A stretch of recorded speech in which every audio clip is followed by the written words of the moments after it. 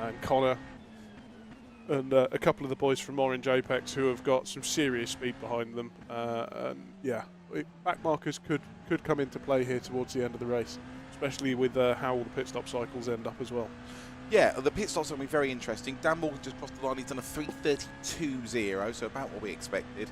Obviously, being such a long circuit, any sort of big gaps are amplified.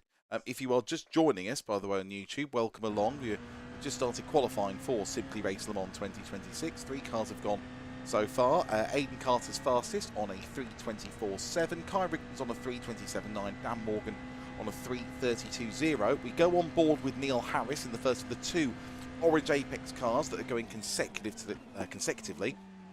They're going at about 80-second intervals.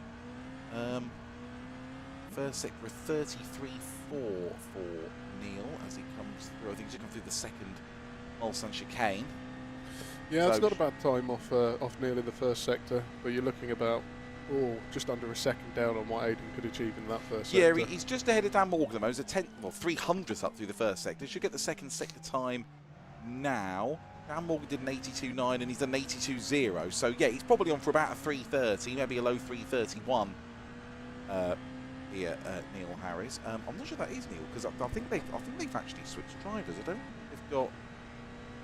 There's only one drivers, but I can see the onboard bottom left-hand corner, the chap who's actually driving in his sunglasses, and he was sat on the stool behind during practice. So I've got a feeling that might be a 2-man team, and that's not actually Neil at the wheel. So we will get that checked out before the race starts, just to make sure we've got the lineups right. Most drivers are doing this race solo. We've got 3, possibly 4 we need to check. That are doing as a 2-man team. I mean, the race is likely to turn out as approximately 4 stints of 40 minutes. So there might not be too much diversion in the pit strategy, but for the 2-man teams, 2-driver teams, it's up to them in terms of do they want to do the first half or the second half? Do they want to change every stint? That was a lot of speed to Porsche curves. I'm amazed he's kept that on the track, quite frankly. That's incredible that he hasn't plowed straight into a wall there. That was a hell of a lot of entry speed into Porsche. That looked like it was going to the Alain Prost car park, quite frankly. He's kept it on. This is looking very ragged towards the end of the lap. For granted, do we know, is that a 2-car team in Pod 4? Because it's only down as Neil, but I think they've swapped drivers. Yes, that is a 2-car team.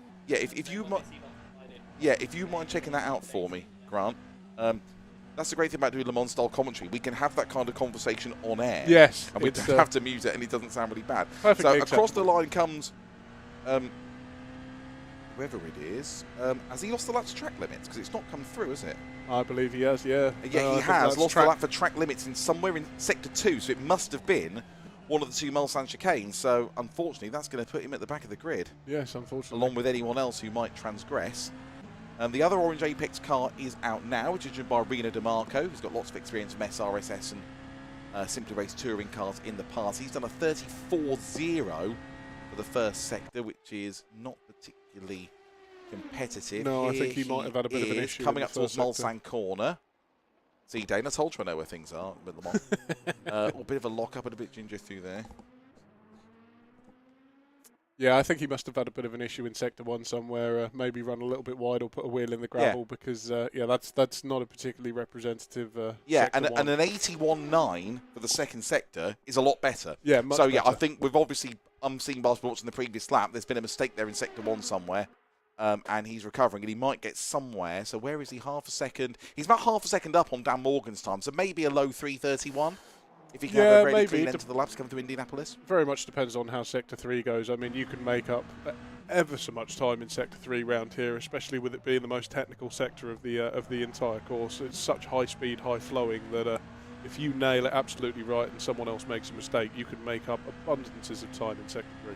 It's when you see things like this and you look at qualifying on a track like the Mans where, particularly going down these long shots, you've got so much time to think about your braking point.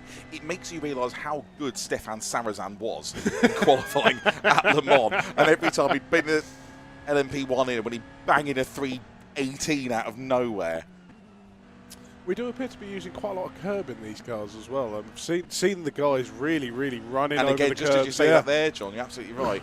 It's almost like the cars are very twitchy and they're turning in more than people expect. It looks like it's it's not intended they're going to take that much curb. No, it's yeah. I know exactly what you're saying. It looks like they're sort of trying to use a natural progressive line through the curb, but then maybe the car's picking up a little bit earlier than they're So expecting. here comes Reno up to the line. What, 330, maybe 331? 332.0. He's beaten down Morgan by 21 thousandths of a second, 22 thousandths of a second. That's incredibly I close. should say. A 96.0 for the last sector, but it's him into third, as the 5 cars have been so far. This is Nicholas Valencia, who's now just coming through Mulsanne corner. First sector 36.3, so he is some way off the pace at the moment. But, as we've already lost 1 time to track limits, as long as he keeps it clean, he won't be at the back. No, everything's to play for, so long as you can keep a clean lap together, make no mistakes. Regardless of your lap time, you can always expect some issues for other drivers with track limits, like we've already seen, that can drop you to the back of the field and mean that even if you're not quite on the same pace as the rest of the guys at the front, you can still get a decent result out of qualifying. Yeah, I would say my first impression, looking at the way Nicholas is driving, someone maybe who doesn't have that much track knowledge of Le Mans. Yeah.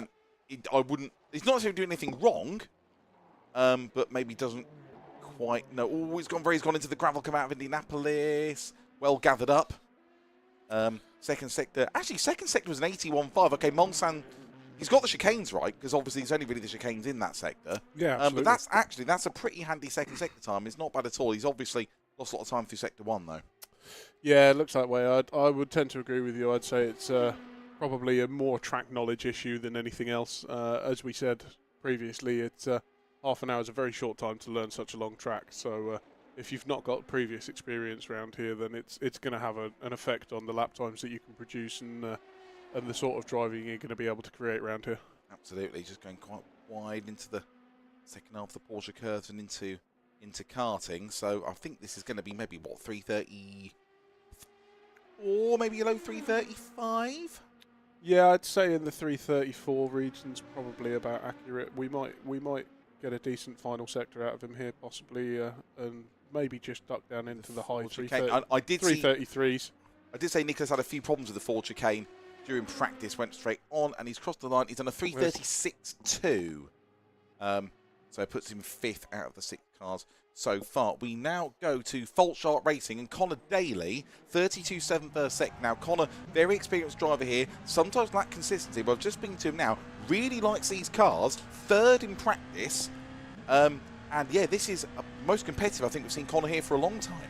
Yeah, I mean, it's been a while since I've raced here personally, but I just want to interrupt you, John, because he's done an 80.6. He's put in an absolutely monstered the second sector, so he's only, what, just over a second down on Aiden. He's on for about a 325, maybe a low 326 here. No, he's on for a really good lap here. I mean, yeah, it's been a while since I've raced here, but Connor has been improving and coming on leaps and bounds the entire time that I've been away. So to come back and watch the progress that he's made is very impressive.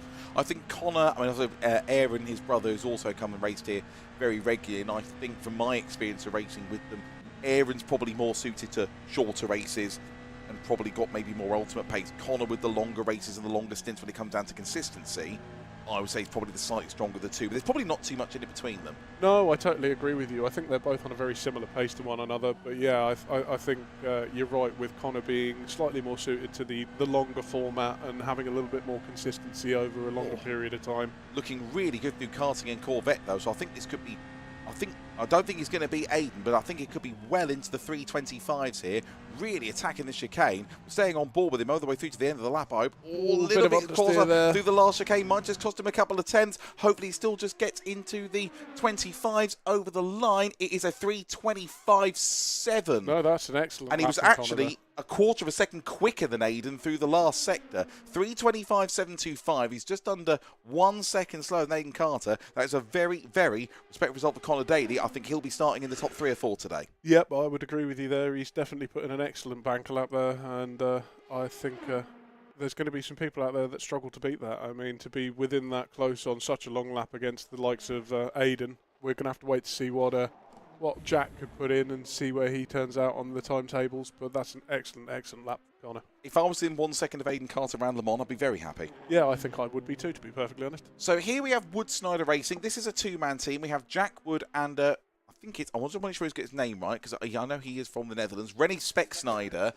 Jack drove in practice, but it's Rene in the car for this qualifying lap. He's done a 33.4 and an 81.8 for the first 2 sectors, which is pretty solid. That's going to put him around where Reno and Dan Morgan are, I think.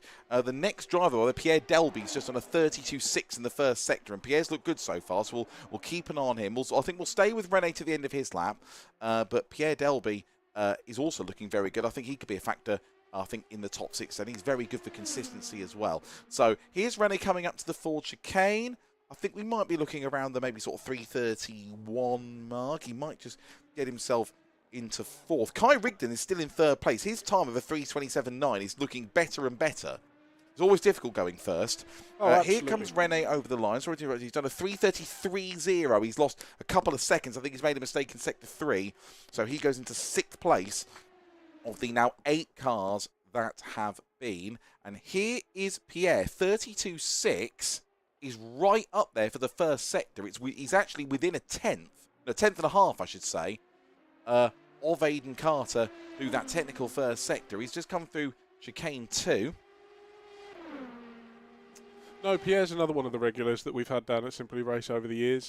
He's been involved in a number of the different championships, and again, watching his progress from when he first started at Simply Race to where he is now, he's built that consistency that he needs to be able to do this longer format, and he's also built the general pace in the car to be able to get decent lap times out of it and get himself in a good position for qualifying at the start of the race. Yeah, 80.6 second sector for Pierre, which means he is, I make him about 2-3 tenths up on Connor Daly at this point. So he could be on to potentially to go into 2nd place. He's doing a cracking job. You can see him there is Pierre in the bottom left-hand corner of your screen. I mean, Pierre, when I've raced him, we've done touring cars. I think he's normally ran similar pace to me. And he's a really good, fair, clean racer. We've had some really good scraps over the years. He's an absolute joy to race. And it's great to see him make that improvement over the last 2.5 years. Oh, absolutely. I've had some great racing with Pierre over the championships that I've run in with him, and yeah, as you say, he's an incredibly clean and fair racer, and he tries his best to make sure that everything is nice and tidy, and no issues for anybody involved in any of the sort of incidents that are happening when there's racing wheel to wheel on track. And yeah, it's excellent to see the sort of progress that he's made over the years that we've known him. There's a nice wide line there coming to the first Porsche. I'm really liking this from Pierre, given how strong Connor's been today. If Pierre, yeah, that's right, Dane, thank you for pointing the sectors. If Pierre outqualifies Connor here, and I think this might be quite close between them, that is a serious achievement. He's coming up to the 4 chicanes now, so the time for Connor Daly was 3:25.725 into the first Porsche chicane. Excellent looking line. Cleaner than Connor did. Pierre could go understeer. second Pierre here. could go I really second think here. he could go second. Here he comes up to the line. I haven't got the times on the screen. Does he get the second? Oh, no, he doesn't. He's lost in the last sector. 3:27.9. So he's lost well over a second in the last sector that we haven't seen. He goes into 4th place. He goes, actually goes behind. Oh no, sorry, I'm looking at the wrong time. He's done 3rd. 3:26.1. Sorry, it's kind of on 4. 3:26.145. He's 4 tenths slower than Connor. Yeah, then Connor in 2nd. So we are looking now at HB Motorsport. This is Harry Ellis, who's at a 33.3 and an 81.8. That's fairly solid for the midfield.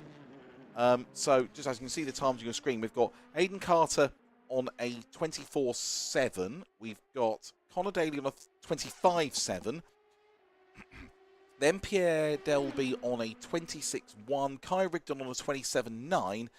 And then the Orange Apex car of Rita DeMarco's on a 32.0. That's your top 5 at the moment. Although Harry Ellis may challenge that. A little bit scribbly through Porsche curves. Doesn't look like he's got as much confidence as he would like. No, I don't think he feels like he's got the car under him as much as he'd like to. There's definitely some nervousness on steering input. Yeah, as Dana's wonderfully demonstrating for us now, there's a lot of soaring at the wheel going on. So yeah, I don't think he's quite got the car where he'd quite like it. Yeah, I would be surprised, this isn't to do him down, if this was under 3:30 or a little bit hasty on the power coming out of the first of the 4 chicanes. Up comes Harry Ellis to the line. Here he comes, and he does a 3:31.8. It's good enough for 5th. Puts him just ahead of Reno DeMarco and Dan Morgan. So 5th out of the 10 cars that have been so far. So we've got 5 cars to go. This is Henry Lynch in the Stratton car. 32.7 is a very good first sector, so he might have something to say maybe around the sort of Pierre and Kai kind of where around third and fourth. Yeah, I mean, if he can keep this together for the entire lap as we come down into Mulsanne corner now. 81.6 is okay. That's an okay second sector. I can see him ending up around Kai's time, so 3:27, 3:28 should be under 3:30 as long as he doesn't make a mess of the last sector. Yeah, he's certainly... We've got El Red Bandito coming next, which is the team of Will Dendy, very accomplished racer, but it is his teammate, Tim Lane, who's actually doing the qualifying run. Dendy took practice and was actually down in 8th. He didn't do as well as I expected. But Tim Lane is doing the qualifying run, and Tim Lane has put in a purple first sector of 32.4. So we will, as soon as this lap's finished from Henry Lynch, we will swap to Tim Lane, who is giving Will Dendy something to think about. Very much so. That is an absolutely excellent first sector from Tim there. And if he can keep this pace up throughout the entire lap, then he's definitely going to be challenging Aiden for the front row. So Tim's never driven the car until today? Oh, no, he did yesterday. Oh, he'd done one test session? Right, okay. So the guy's had about 2 hours in the car and it's just gone purple in Sector 1 in qualifying. I mean, none of this sounds good for Dendy, does it? Yeah, no, none of this sounds good for Dendy in the slightest. Will, any comment? I forgot he's actually within earshot. So we'll keep an eye on how Tim Lane's getting on. But first of all, we've got Henry Lynch, who's just come to the end of the 4 chicane now. 81.6 second sector, maybe around 3:30, 3:31. He might get into 5th place here because there's a big gap of nearly 4 seconds between Kai and Henry Ellis in 4th and 5th. And he does go into that gap, 3:28.4. So that's a good last sector, actually. That is a very good last sector. By Henry Lynch. He's 5th out of the 11 cars. 4 cars to go. And here is Tim Lane. Where's that second sector? Oh, 81.7. He's lost about a second or two. Yeah, I mean, can you really blame him having only had 2 hours of driving in this car before starting qualifying? Yeah, exactly. I mean, he must have... Obviously, we haven't seen it because we're watching the drivers come through, so we're only really seeing the last third of each lap. He must have absolutely nailed Sector 1. Yeah, completely. I mean, he's still on for an excellent lap time here. I mean, if he can keep this up, then he's going to be still going to be somewhere in the region of trying to challenge Aiden for the front row. Yeah, I mean, I think probably... no, lock up there into Indianapolis. I was going to say probably Pierre's a good benchmark, but yeah, around Pierre and Kai, around sort of 3rd, 4th at this stage. We've only got 3 more doing that. Now, where's Jack? Because Jack should be out on track by now. He should be the next car. I'll be interested to see what his split times are. We still haven't come through the first sector yet. Do you think he might have done track limits? No, there we go. Oh, there we go. Just popped up. 32.5. So Jack's done a very competitive first sector. He's going next, so we will keep an eye on that there. Oh, it is track limits. Well, that is track limits. Jack Ashton has done track limits, and this race suddenly got interesting because Jack's going to be starting right down towards the back of the grid. Jack Ashton, one of the big favourites. We are hearing from our F1 ITV pit crew. Yeah, no, I was very much expecting Jack, with the performance that he's put on throughout practice, to probably put it on pole, to be perfectly honest. Suddenly, the story of this race becomes how easily and quickly Jack can work his way through the traffic. That's going to be the big story of the first half hour of this race. Through comes Tim Lane. Where's he gone? He's gone into 6th place, 3:29.8. It's a bit of a drop-off there from Tim. So, here is Jack. I can see the dashes off the live timing screen have gone, so Jack's lap time will go.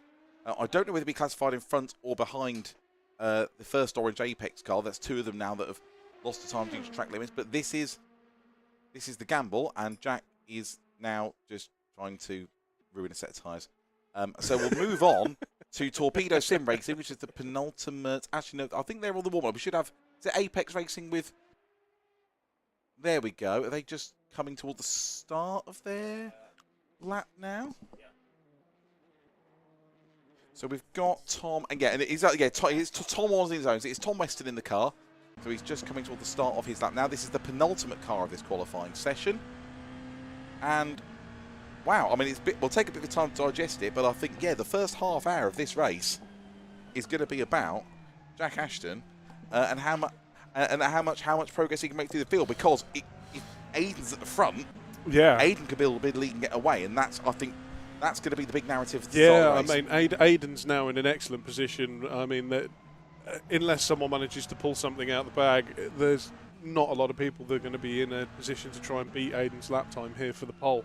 So This is like Aiden Christmas. yeah, this is very much Aiden Christmas. Jack now being at the back of the grid, Aiden's got a very good chance to be able to make a break and create a really good gap so Jack can't catch up throughout the course of the race. So Apex Racing, Tom Weston's on a 34.2, which is a perfectly cromulent first sector. So it's coming down the Mulsanne straight now, coming towards the first chicane. I think we're going to go right and left, then right, into the chicane number 1. Right, then it's all gone very, very wide. Yeah, lost a bit of time there, Tom. Going back on there, but again, if you lose a second or two with Le Mans with the big time gap, there's plenty of time to make amends, John. Yeah, absolutely. I mean, even down the chicanes on the Mulsanne, it's not something that they monitor on a regular basis, but you do have to be careful of track limits down there as well, because there's so much tarmac runoff after the curbing. If you do use that too much, then it does get looked into by the stewards. So you've got to be really careful on the sort of lines that you use. Done it. Oh, nobody spun. Oh, we've had an issue. Yeah, he went very, very wide again at the second chicane, very similar to the first, and he's just got back on the power too early, and we are getting a... And that is a... that was Annabelle, Getting a little bit of a third one. Yeah. There we go. Right, we're facing the right way. Slowly pull away now. Gently, gently. Yeah. Oh, I know, and he's gone. We've gone again. Oh dear, Tom. I mean, you're not wrong. You should. It is worthwhile completing the lap, just simply because we know there's people that have had track limits. We will spare Tom Chambers. We're looking at Torpedo Racing now, and this is it's Patrick in the car. This is Patrick Guiliani's in the car. This is the last of our qualifiers. Let's come to Mulsanne straight now. To be fair to Tom, if chance to mention Alex Zanardi, actually, who was a big hero of mine because he's got a lot of donuts there, which I know weren't intentional. But I know Alex Zanardi, both for his work on and in and out of racing, was a big hero of mine. Yes. That I never got to meet. No, unfortunately, not someone that I managed to cross paths with either. But yeah, he. Top driver. So Torpedo Sim Racing, Patrick Guilin, the last of our qualifiers. 32.9 is a good first sector, actually. So let's see if he can get himself into the top 6. So at the moment, it's Carter, Fault Sharp Racing. It's Carter, then Connor Daly's second. Pierre Delby is third. Kai Rigdon's fourth. Henry Lynch is fifth, and Tim Lane in the Will Dendy car is in sixth place. Yeah, I was expecting a little bit more out of Tim, to be perfectly honest, from the beginning of the lap that he put together. I mean, a 95.7 last sector. He's lost over 3 seconds in that last sector. Yeah, he's had a serious issue there. I think. Yeah, I think the Porsche curves in particular, I think, is a bit of a... We've not seen people make errors. I think it might be just down to commitment to the corners, which with the lack of practice time, absolutely, would answer a lot of questions. The Porsche curves being as fast and high speed as they are, it does take a lot of commitment to get that right, and then absolutely nail the line through there as well to get as much performance out of it as possible. 80.9 middle sector for Patrick is very good. This should trouble. This is an excellent lap. I'm just trying to... If I compare him to, say, let's say compared to Kai... He's well up. At the moment, I think he's on to go about fourth. This is a really, really good time. He's had to sit there and watch. Everyone has put their time. He's gone very large. He's in pod 15. He's got all the distractions of being next to the toilets, and he's putting in an absolutely really, really good time here. Yeah, no, his lines are perfect through the corners so far. He's not making any mistakes, and he's really putting himself in an excellent position here to line himself up on the second row. Yeah, so for reference, in third place, Pierre Delby did a 3:20. Oh, I can't see the time now. It's just a small timing screen. About a 3:26.1, yes. And Kai Rigdon in fourth at a 3:27.9. So it's going to be in that ballpark. I think it might go into that gap. He's gone a little bit wide through the first of the Porsche curves. So left, over the tunnel, left again, then the double right. Quite wide entry. It's looking good to me, but we've said that about people in this qualifying session already, and it's been hard to discern where people have been fast or not through the third sector in particular. Yeah, I think watching that from the outboard shots there, I think maybe he's struggling a little bit for commitment into the high speed. By the looks of things, he's not quite got the confidence to get the car turned in where he needs to. But is Patrick Guilani going to get them onto the second row? The last chicane was a bit messy. That might just cost him a place on row 2. He's coming up to the line now, and he goes into 6th place, 3:28.8. He did lose a bit in the last sector. It's still a solid performance. No, excellent performance. But yeah, As we were saying, Yeah. I think a little bit of lack of confidence into the high speed there's just cost him a little bit in sector 3. So an eventful qualifying session. Aidan Carter, not to many people surprised, on pole position. Connor Daly being alongside him probably is a bit more surprised. And Pierre Delby and Kai Rigdon on row 2. And then Henry Lynch and Patrick Gilani on row 3. Work to do for Jack Ashton, probably the pre-race favourite. Johnny's got a lot of work to do from the back of the grid, and that getting through that track in the first few laps is going to be absolutely crucial. Yeah, absolutely. I mean, I don't think there's any surprises that Aiden's on the front row. I think that was very much expected, and a couple of the usual names that we know are quick are up towards the front end of the field. Yeah, big shock there from Jack with the track limits. Yeah, okay, thank you very much, John. We're going to hand over to Grant, who is on the count in the room with Aidan Carter, and we'll see you back for the race. And after a phenomenal qualifying lap of over 9/10 of a second, nearly a whole second in front of the entire field, we have our pole sitter, Aidan Carter. Aidan, talk us through the lap. I didn't think the lap was that good. It was a bit of a mess. Tyres weren't really up to temperature when I got the lap started, so it was kind of making sure that car stayed on the road. I didn't make any silly mistakes or anything. It's a long lap, so if I make one mistake early on, it's hard to get that time back. And yeah, obviously Jack didn't get a valid lap in. He's probably the biggest competition today, so that definitely helped. But yeah, just happy to get a solid lap on the board. It wasn't anything spectacular. So did you do any sort of long runs in practice, sort of look at what the tyres were doing? Do you have something in mind? Obviously you don't have to share, but do you have some sort of interesting strategy that you're going to attempt? Yeah, I do. I did some longer running in practice, tested out a different couple of tyre compounds just to see how they behaved. I've got an idea of what I'm going to do in my head. A little bit interesting, I want to say, but I won't reveal too much just yet. But yeah, I've got an idea of what I want to do. Who are you watching most out of the competitors? Definitely Jack. I mean, Jack is incredibly fast. He's very consistent. Obviously unlucky in qualifying, but yeah, I'll definitely keep an eye out for him. And Connor as well. I thought Sharky's been doing a lot of practice. He said it's competitive today as well, so he'll be quick, especially in the opening phases as well. And obviously with Le Mans being a really heavy drafting circuit, he'll be able to keep close at the start as well. So I'm looking out for those two mostly. Amazing. Well, good luck for the race. You got a little bit of a break before we get there. Rest that voice. I mean, it's almost like you might not want to win because then you'll have to talk to me again. I know. But good luck and enjoy the little breather before we get to the race. We'll be back very soon.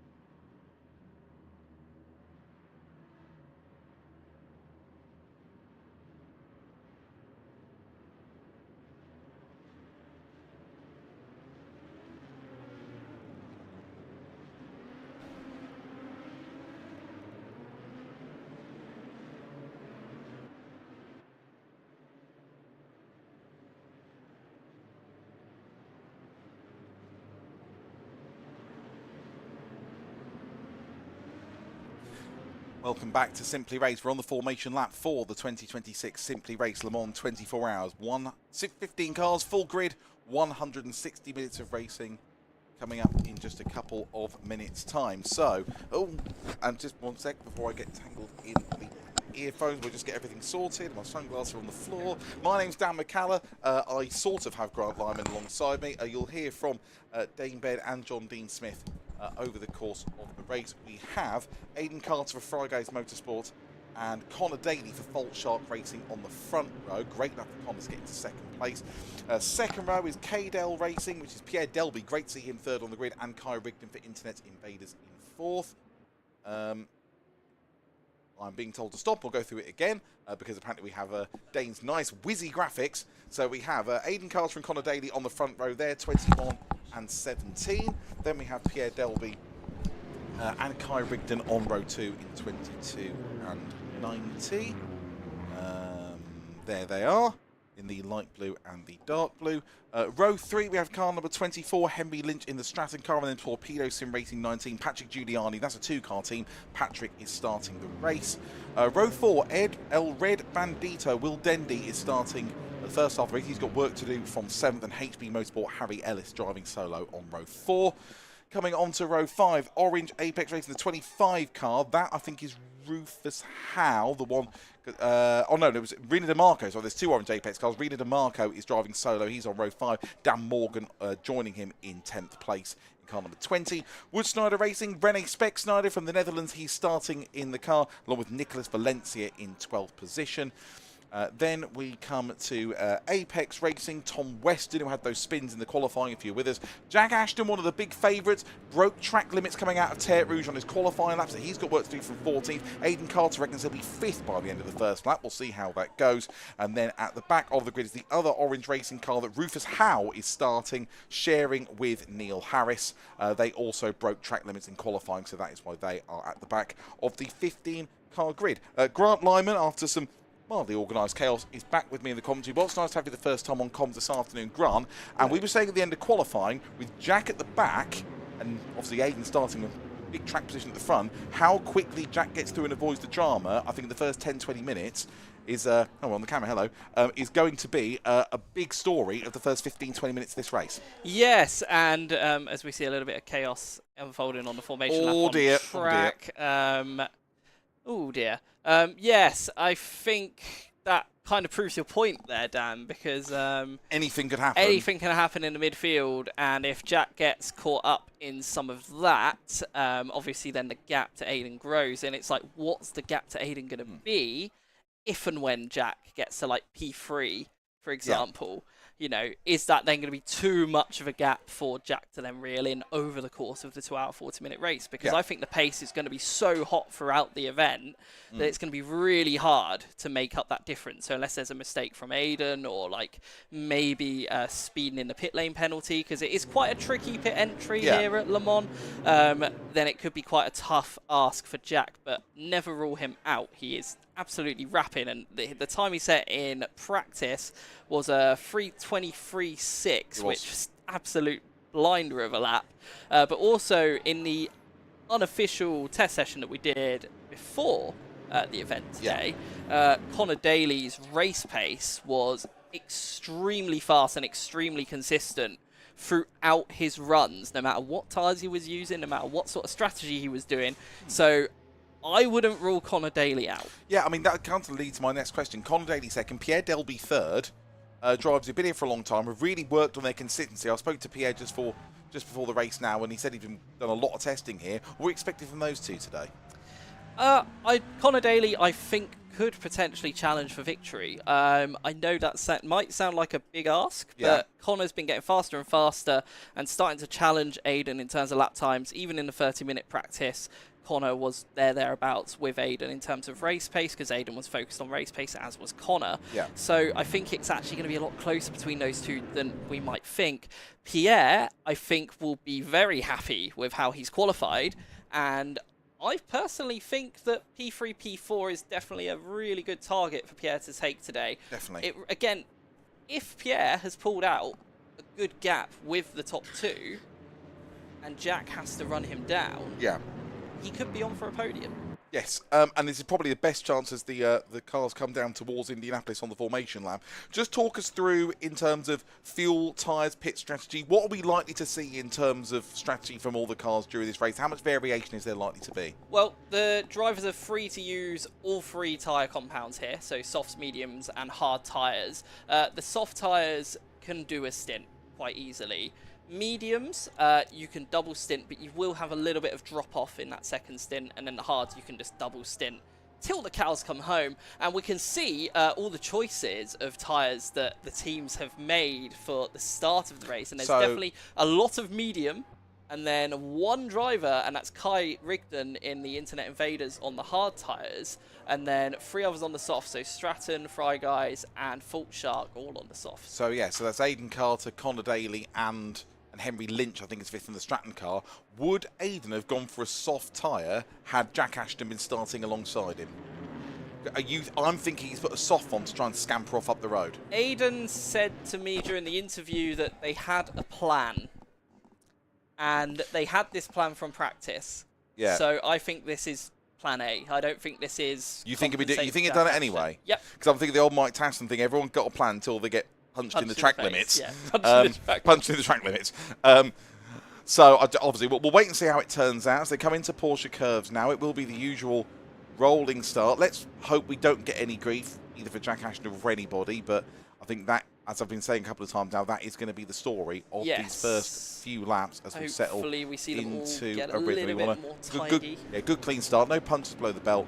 Get ready to go. So 2 hours 40, 160 minutes. It may end up being approximately 4 stints of 40, but we'll see how things develop. So maybe looking around somewhere between sort of 45, 46, 47 laps, I reckon. Looking at the pace we've seen, maybe a little bit more. And the pace car is about to pull in. And Simply Race Le Mans 2026 will be ready to go. Yeah, so hopefully some of those at the back will get themselves a little bit more tidied up so that we can get this race underway. But I think Aidan's plan is to just absolutely gun it at the start. Out of the recorder, on, absolutely nail it. That Daly cannot keep up with them as they plough into turn 1. But here we go, one of the most iconic shots in motorsport that you will ever see. One of the most exciting moments in any race. Yeah. The start of a race. And here we go at the stroke of just after 20 to 6. Simply Race Le Mans is just about to get underway. Here we go, and Aidan's waiting. He's gone very late, and we are go.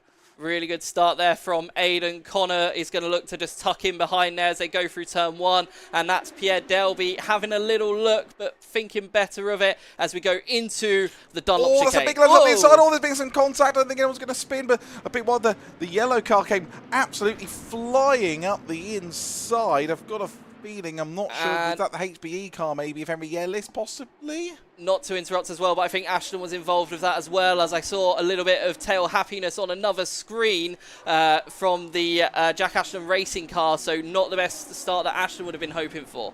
No, he has certainly made up a couple of places at the very least. It is Carter leading from Daly, then Delby, and then actually no, I think Carl Rigdon's actually into 3rd place now in the darker blue car. PL Delby's in the turquoise as they come down the Mulsanne straight for the first time. Yes, he is. It's El Red Bendito, the yellow car. It was Will Dendy, I think, who actually stuck it up the inside. He's just come onto the first chicane now, trying to pass the Stratton car of Henry Lynch, I should say, into 5th place into the first chicane. Oh, there's a yellow flag at the back. Oh, dear. And there's someone off towards the back of the field. That might be Tom Weston again, possibly. Will Dendy did make the move on Henry Lynch, so Dendy's up into 5th as they come down towards 6th for the first time, Grant. Yes, and lots of action going on one of the other screens. I can see some weaving going on to defend. I'm not entirely sure who that is in the green car, but that is Jack Ashton making his way through Ashton in the purple car with the white spoiler. So that's Jack up into, I think, 9th place. Yes, up into 9th. And HBE follows him through there then as well. So it's all kicking off on this first lap. These guys have to remember, it is the start of a 2 hour 40-minute race here. It is, but I mean, we saw when they come off this formation lap, we saw it in qualifying. These cars with the throttle and everything, very difficult to control low speed out of corners. It can be very very easy to take a bit too much throttle coming on the exits. Yes, the way the hybrid, as HBE Motorsport Oh, absolutely big slide. loses it, but catches it in the Mulsanne corner. Very well caught, because that could have easily proved your point of how easy it is to lose the rear, as we see the El Bandito car flying around the outside of it. That's Henry Lynch actually coming back on Will Dendy there. They're Oh, still is it? side by side coming back towards Indianapolis. They passed him into the first chicane. This is for 5th place. They've got the right and then the left into Indianapolis, and Dendy gets the corner and holds him off at the time being. Always locked up coming in there. I don't think Henry's going to be quite close enough to stick it up inside into Arnage as they come through Arnage for the first time. No, he's not. At the front, Aidan Carter has been kept honest by Connor Daly. The gap's about 3/4 of a second. So Kai Rigdon's in 3rd, Pierre Delby is 4th, Dendy and Fitz you can see ahead. We're on board with Henry Lynch in 6th place. 7th is the Torpedo Sim Racing car, which is, I can't see that. That's Patrick Giuliani in the 2-car team. He started. Reno DeMarco is 8th, Jack Ashton is in 9th, and Dan Morgan rounding out the top 10 as they come towards the end of the first lap. Yes, absolutely. And just to make note of it, Jack Ashton is 9 seconds off the next car in front of him. So he's around 15 to 16 seconds off the lead already. No, I think that's a lead. No, it's not, because the car in front says 10. I think it might be a track limits. It's sent the track limits, the timing screen a bit haywire. As they come through to finish the first lap. We'll wait and see if it resets itself, and then we can... Aidan's done a 3:26.2 off a rolling start. That's quick. That's really quick, and that's Aidan starting him in to go on with those soft tyres as well. Same with Connor Daly. The two of them already more than 4 seconds clear of Kai Rigdon in 3rd and trying to make their soft tyres clear and get away before Jack Ashton's cleared the midfield. Yeah, you're right, Dan. It's 10.9 seconds the gap from 1st to Jack Ashton in 9th place. So it is doable, but it's going to be so tough to make up that time, especially when Aidan is putting in purple sector after purple sector and absolutely just giving it everything at the start of this race. Kai dropping off the top 2 a little bit, and Pierre not too far from him as well, so pretty close between those two on track. It's going to be a fascinating battle for 3rd, I think, in this race. It is. Jack's up to 8th, by the way. He's managed to clear Reno DeMarco. It is Henry Lynch having another go at Will Dendy. Henry got a really good run out of Turt Rouge, weaving, and also Pierre Delby having just in the front of the shot, having another look at Kai Rigdon for 3rd. And they've caught up a lot. Lynch and Dendy have caught the two in front of them quite a lot down the straight, down to the first chicane. That's bunched up quite nicely. Yeah, they have. I guess the slipstreaming with each other has helped them quite a lot there, just giving them a little bit of extra top speed to close that gap. So you kind of do want to work with each other. And look at this, these two still These two going at it. absolutely gangbusters. So that's Dendy in the yellow, Lynch in the lime green, into the second chicane, more contact. Ooh, Dendy very decisive there under braking, but I feel like he had the right to do that there. Just a little bit of argy-bargy, but that's all good in my books. It's like watching Sebastian Buemi race Sebastian Buemi. It's absolutely brilliant. So Dendy holds the position for now in 5th place. Meanwhile, at the front, the soft tyres really work for the front two. The gap now nearly 6 seconds between Connor Daly in 2nd and Kai Rigdon in 3rd, as 3rd, 4th, 5th, and Nick Mulsanne corner. There's the front two yomping away into the distance, only what? Just over 5.5 minutes into the race. Yes, and there's a little bit of a train starting to form here. Coming is down. That Delby coming It is through Delby for going 3rd? through on Internet Invaders. So alongside and turning in. Oh, might get some track limits warnings there. Does back out of it. How did he not? It was a brief yellow. I'm not sure. I think to be fair, knowing Pierre's unimpeachable reputation for fairness, I think that was Pierre just backing out of it a little bit, just trying to make sure to get any track limits violations or anything like that. But as we all start to bunch up, and Jack is loving seeing this queue of cars in front of him, because he's going to... Oh, we've had a collision at the exit of Arnage. No. Oh, and Jack Ashton is involved. I think it's the Internet Invaders that has gone around, and Jack Ashton has gone into them along with some other cars. That's a little bit of a multi-car crash there.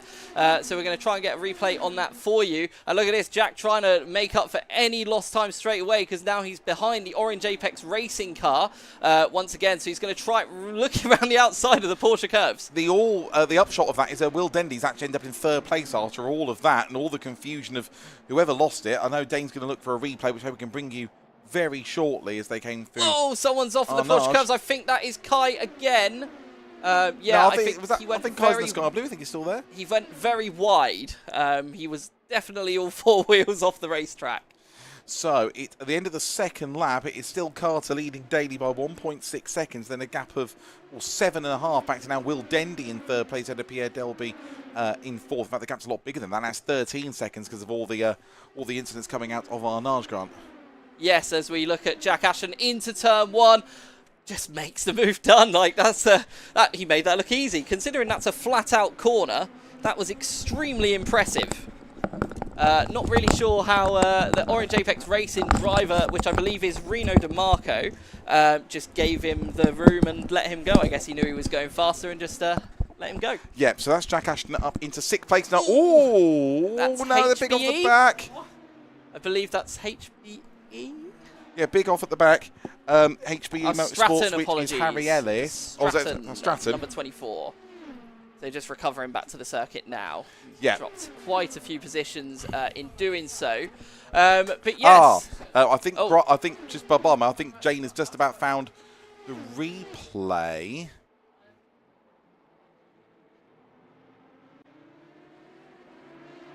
As we're looking, so Pierre Delby now. Oh dear.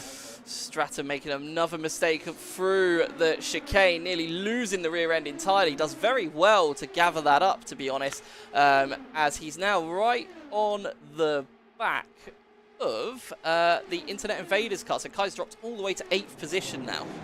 Here's the replay of the incident coming out of Arnage. So we're looking at 3rd, 4th, 5th and 6th. So it was Pierre Delby, Kai Rigdon, and it was Pierre. It's a very uncharacteristic mistake. Pierre Delby and just...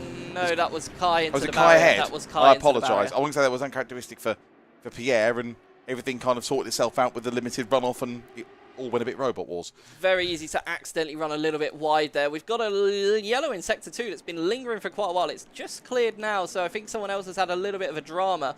I think it was the Apex Racing car, because they are now in 15th position, and that was Orange Apex Esports that were there beforehand. Okay, so I think after a few minutes, let's try to have a bit of a breathe and a reset and try and tell you where we are then. So Aidan Carter's now got to lead just under 4 seconds over Connor Daly. Will Dendy is in 3rd, but is under severe pressure, as you can see on your screen, from Pierre Delby, and Jack Ashton is just behind them in 5th. So we're getting to the point now after this chaotic first, 2 3/4 laps, that the drivers that we would expect to be at the front are coming towards the front. Dendy really outbraked himself into Arnage there. I think he just about got away with it, and it's really brought Jack Ashton back into play, and I think we're going to see some changes for 3rd very shortly. It has, but he is 19 seconds off the lead now, nearly 20 seconds off the lead, so that's going to be so difficult to make up in such a short race. I know it's a mini endurance race, but it's going to fly by, and if Jack can put in times that match Aiden, even doing that, it's going to be a tough ask, because he lost 7 seconds on that last lap to Aiden. That is more than I expected Jack to lose working it through. 20 seconds behind now, and you don't gain 20 seconds over Aiden Carter in anything that easily, however good you are, and not as good as Jack Ashton is. So, but a little bit of hope for Jack Ashton. Aiden Carter has had their first lap deleted of the race. They've had some track limits there, so their time has been deleted. Keep doing that, and who knows what can happen. Yeah, so Jack now has had a first proper flying lap without any chaos going on. He's done a 3:26.4, whereas Aiden's best so far is in the 3:23s, which kind of underlines the difference in terms of time. Jack will want to clear both Pierre and Will PD effing Q, I think. Yes, yes. Definitely wanting to get that done, but the gap's not really come down too much to Pierre, because people underestimate Pierre. He is very, very quick.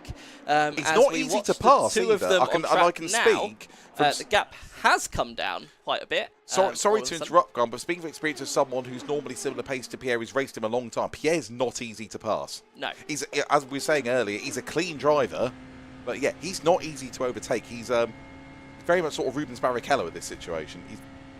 Yes, and he'll keep a calm and very level head throughout it as well. He will. And never appears rattled, no matter what the situation. Now, Dendy overreached himself going through the first chicane there and has left himself vulnerable to Pierre go down to the second chicane. So yes. We might see a change for 3rd here before we see a change for 4th. We can see Pierre looking for the left-hand side as we come into shot, and you can see Dendy lost a lot of speed, just taking maybe a bit too much throttle through the left-hander of the first chicane. I don't think Pierre's quite close enough. No, he's not. I think And he's also been a bit ginger on the brakes. He's lost a lot of time to Ashton in the braking phase. I think Pierre was sort of like second guessing what to do there. Yeah. Has had a bit of a run, but knew it might not be fast enough to get by, and then you're going to lose the slipstream down the second part of the Mulsanne. Yes. You know, so it's really important that you're always following another car down the Mulsanne if you're trying to stay ahead of somebody, especially like with how much slipstream these hypercars give off. But look how much later Jack is on the brakes there into Mulsanne. I would love to give a penny for Connor Daly's thoughts right now, because he sat there in second place.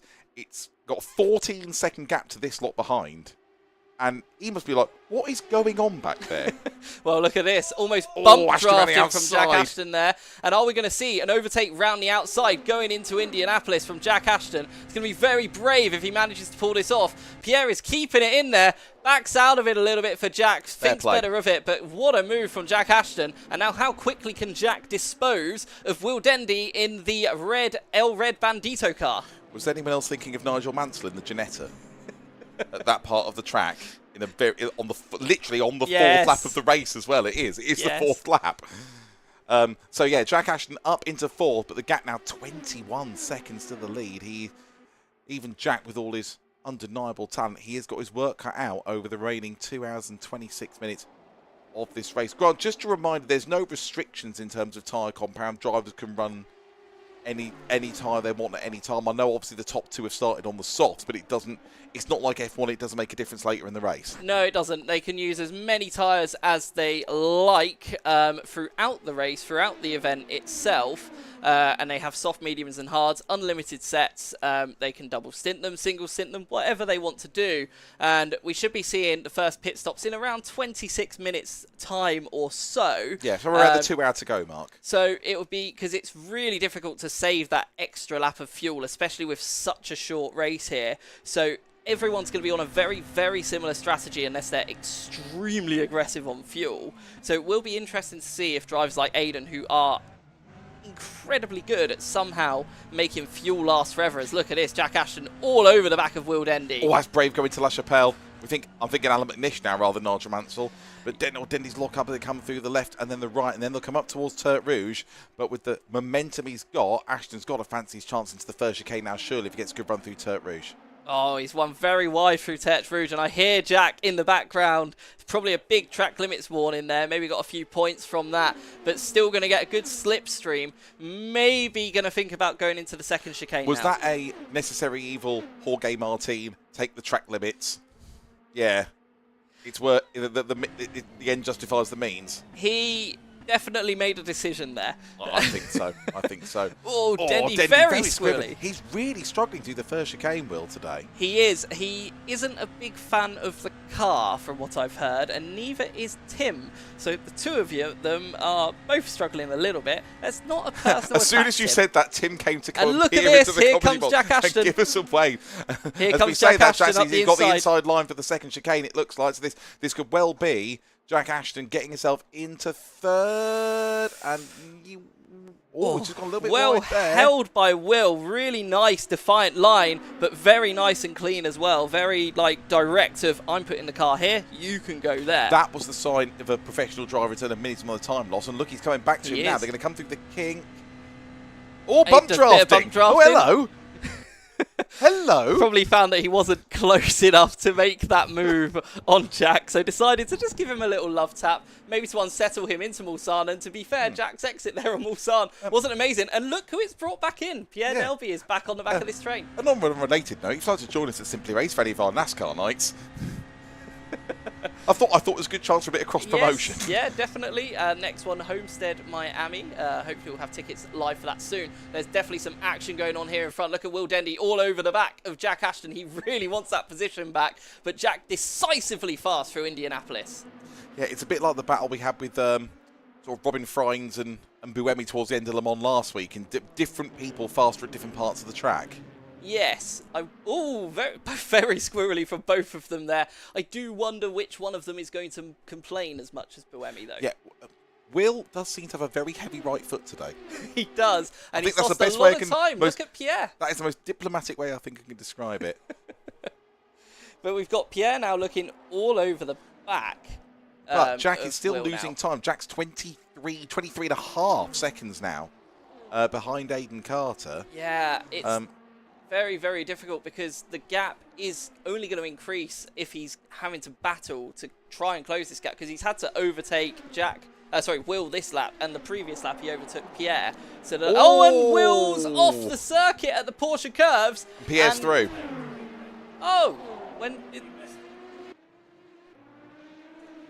Okay, well, how we missed that, I'm not entirely sure. But yes, Will went right off there at the Porsche curves and rejoined. Thank you for that, Dane, to bring that to our attention.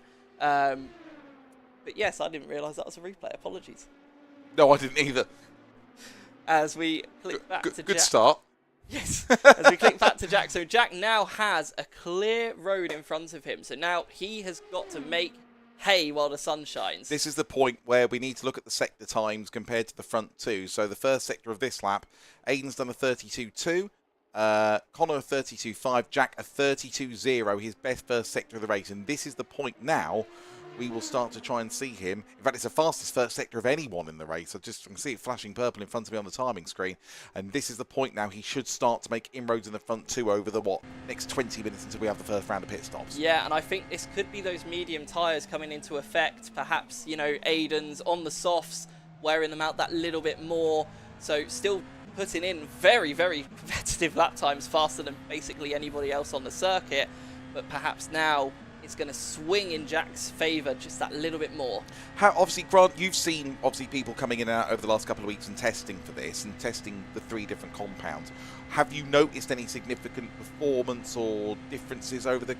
Is there a lot of variation between the 3 compounds? In my opinion, the medium tyre is the one you want to be on. The soft is a very, very good race tyre, but it gets about halfway through the stint, which is where we are now, and you just lose that little bit of turn-in, that little bit of bite, which means that your lap times, they just drop just a few tenths. Yeah. Whereas the mediums, they just keep this nice, consistent temp, and they almost get faster as the stint goes on, like what we're seeing from Jack now. So, in theory, because I know how good Jack is pushing on now. He knows he's got time to make up. So, in theory, we know how good Aiden is at protecting his tyres.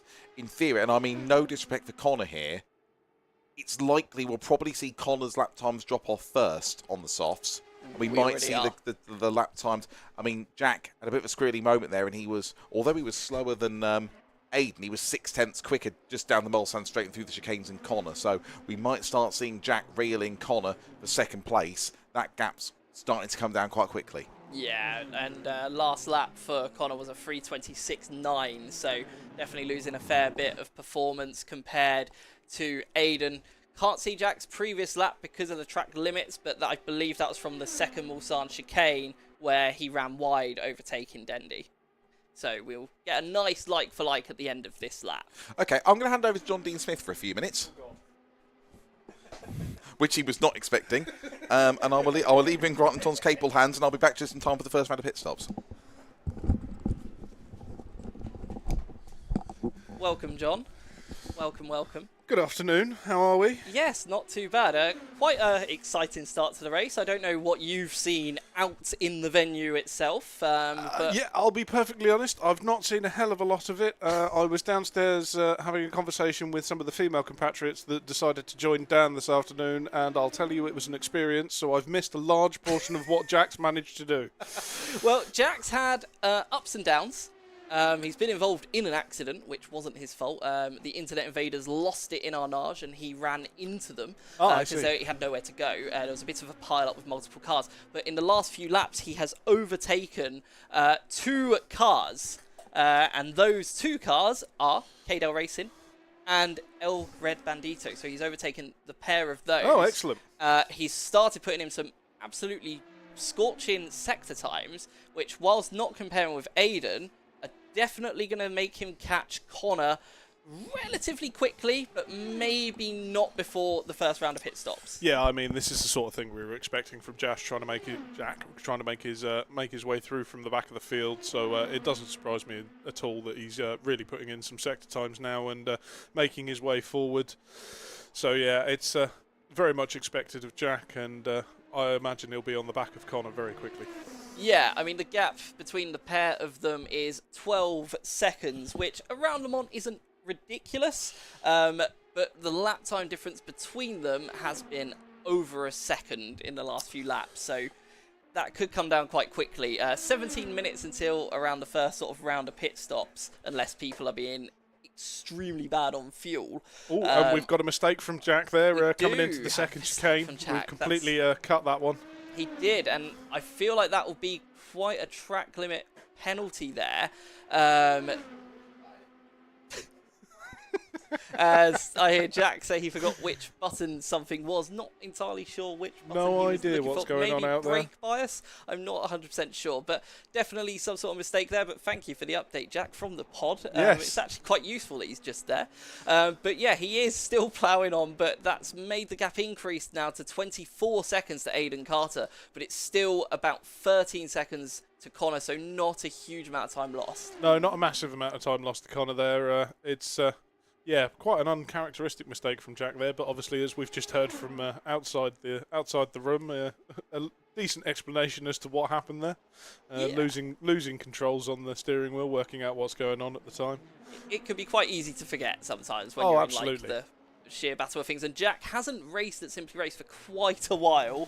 Everything's quite a bit different now. It is quite a lot different. I mean, I can't remember the last time I raced alongside Jack, to be fair. It's got to be a good 18 months or so ago, or more even, since I was in the pod alongside Jack.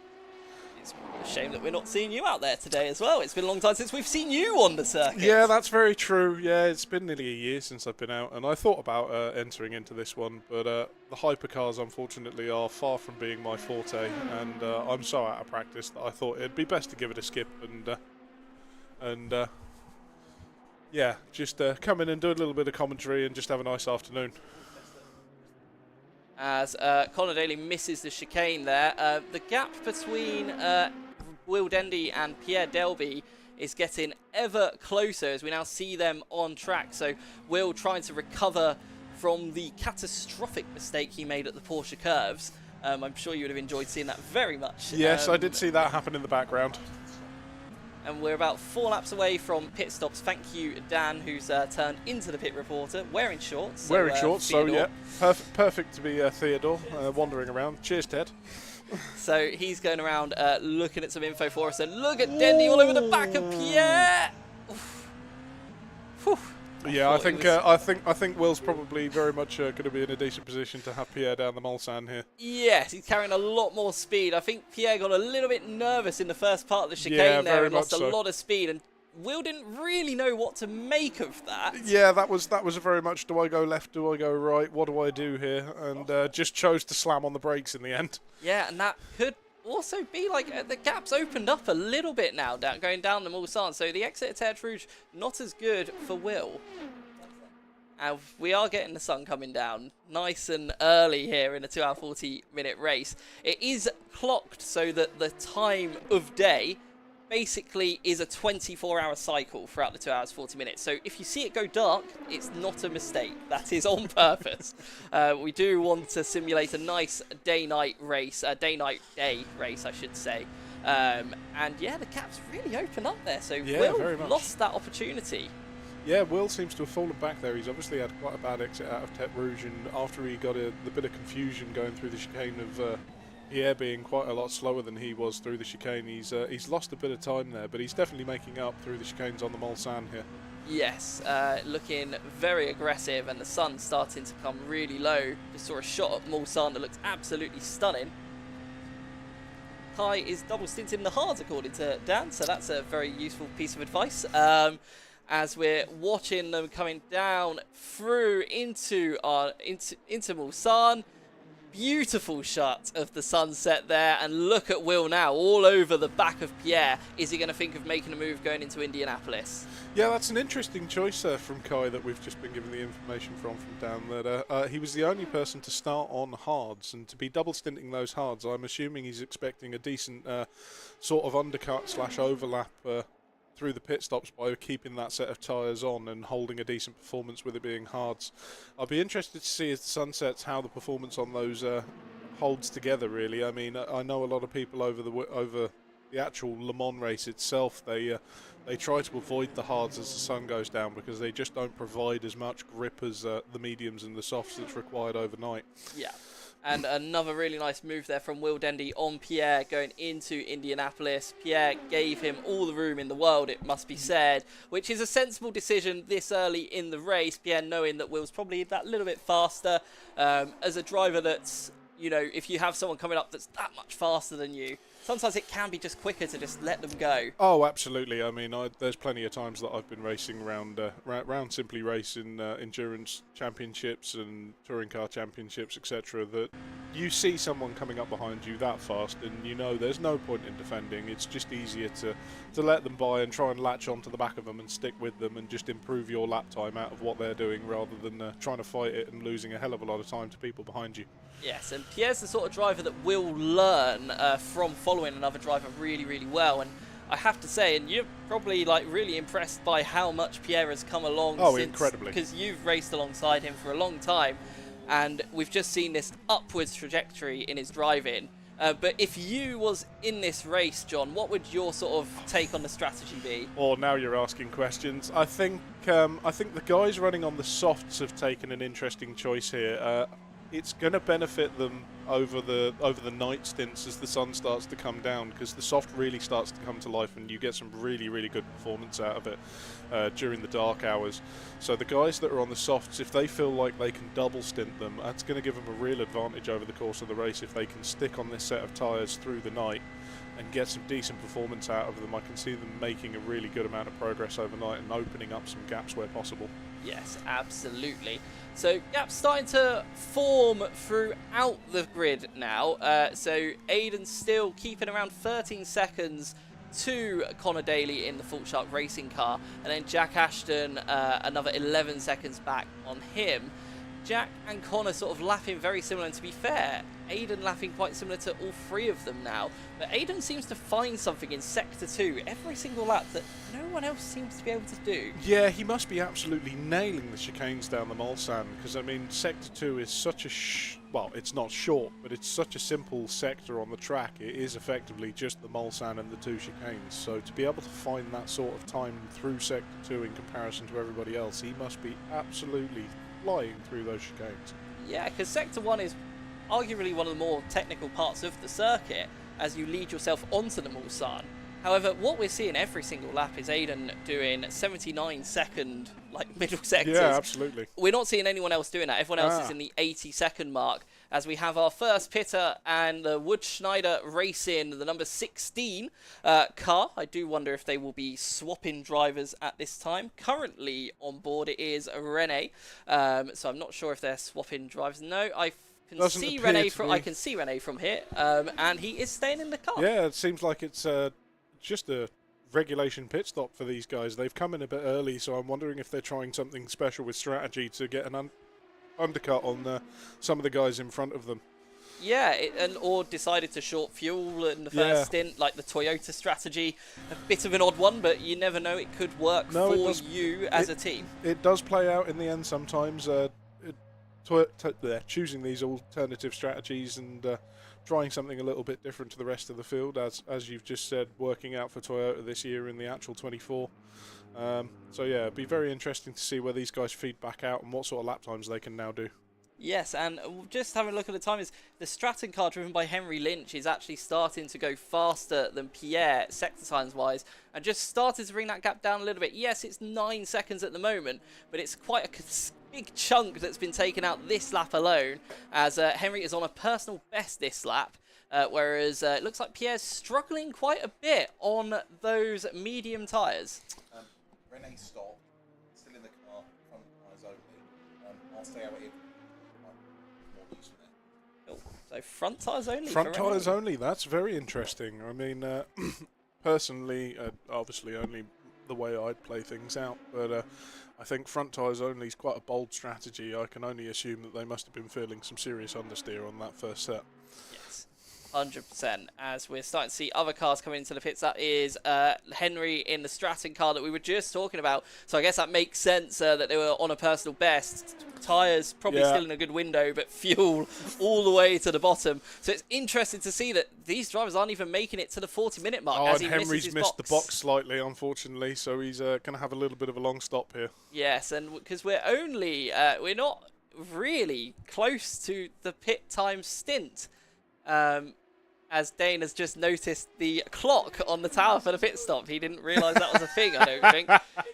Oh, and it's showing the fuel. It's showing the fuel and energy percentages. Oh, that Dane is has brilliant. done a good job. It was not doing that in the past, so that's very good job, Dane. I'm hoping you've sort of winged that and it's just worked. Yeah, there we go. That's very, very useful. So look at the differences there. So the top three, very similar. Connor actually doing the best on fuel in the top three. But then the rest of the field, Orange Apex Racing, 21% left, and Dan Morgan, 24% left. So some of the guys really being able to lift and coast, I guess, quite a bit. Yeah, they seem to be able to extend this stint quite well, which you're now looking at the energy percentages we have left. Actually, the two guys that have come into the pits early, they really, really must be trying to throw a bit of a curveball on strategy here, because they must have had very similar sort of energy reserves left. So to come in so early is definitely trying to throw the dice and see what can come towards the end of the race with a different strategy to everybody else putting themselves offset. Yeah, and I guess with the gaps opening up as they are, you've got to try something a little bit different if the consistent pace isn't there. And you've got to drive the car how is comfortable for you, really. For example, like if you get to a point with the tyres where you just feel you can't get anything else from them, maybe it is just best to just pit that little bit early.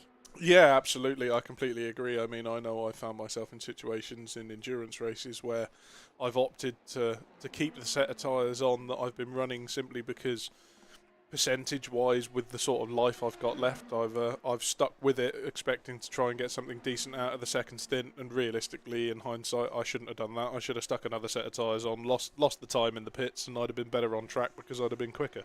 Yes, absolutely. So we're seeing personal best times from El Red Bandito, and they are very low on fuel. So I'm expecting to see them in the pits at the end of this lap, potentially. Some very, very hot sector times from them. And it's quite frustrating, isn't it? Because you suddenly start lapping so much faster as the tank goes down. Absolutely. And then you have to pit. Yeah, absolutely, 100%. I mean, you get to a point in the car where all of a sudden everything seems like it's coming alive and everything's working perfectly, and then you realise, oh wait, it's because I'm nearly out of fuel and I'm going to have to box and it's going to go back to feeling like it did previously. Okay, well, let's try and make the best of it as we can right now, get some seriously hot laps in and go from there. So I was asking you what you would do in this situation in the race, and we kind of got interrupted by some battles, which I think you were quite happy about, as we do see Will Denny coming into the pit. So tyre-wise for you, what would you be looking at? So you said that you like the look of the softs through the night, but the medium does look like it is a good tyre as well. The hard, I think you only use if you're planning on not really changing them. Yeah, I think anyone that's picked the hard is planning on playing the long game here. As we are on the bottom of the screen. Hello, everybody. Hello. Nice to see you. And yeah, running with the hard tyre in this being, okay, a 24, but only a 2-hour, 40-minute race, it's a bold decision, and I think that if you've picked the hards, you're going to have to run as long as you possibly can, possibly even try and push 3 stints out of it just to actually get the advantage that you need out of it. So something I just saw there, before we cut away, the Torpedo sim racing car, the way they've pulled into the pits, that looks like it's going to be quite awkward for Will, and it is quite awkward for Will, just managing to avoid them. So fair play by Will there, but it's little things like that that just cost you that little bit of time as well. Oh, absolutely. Sorry to interrupt. All in this lap, precisely. Yeah, we've got fuel now. Oh, you got the thing.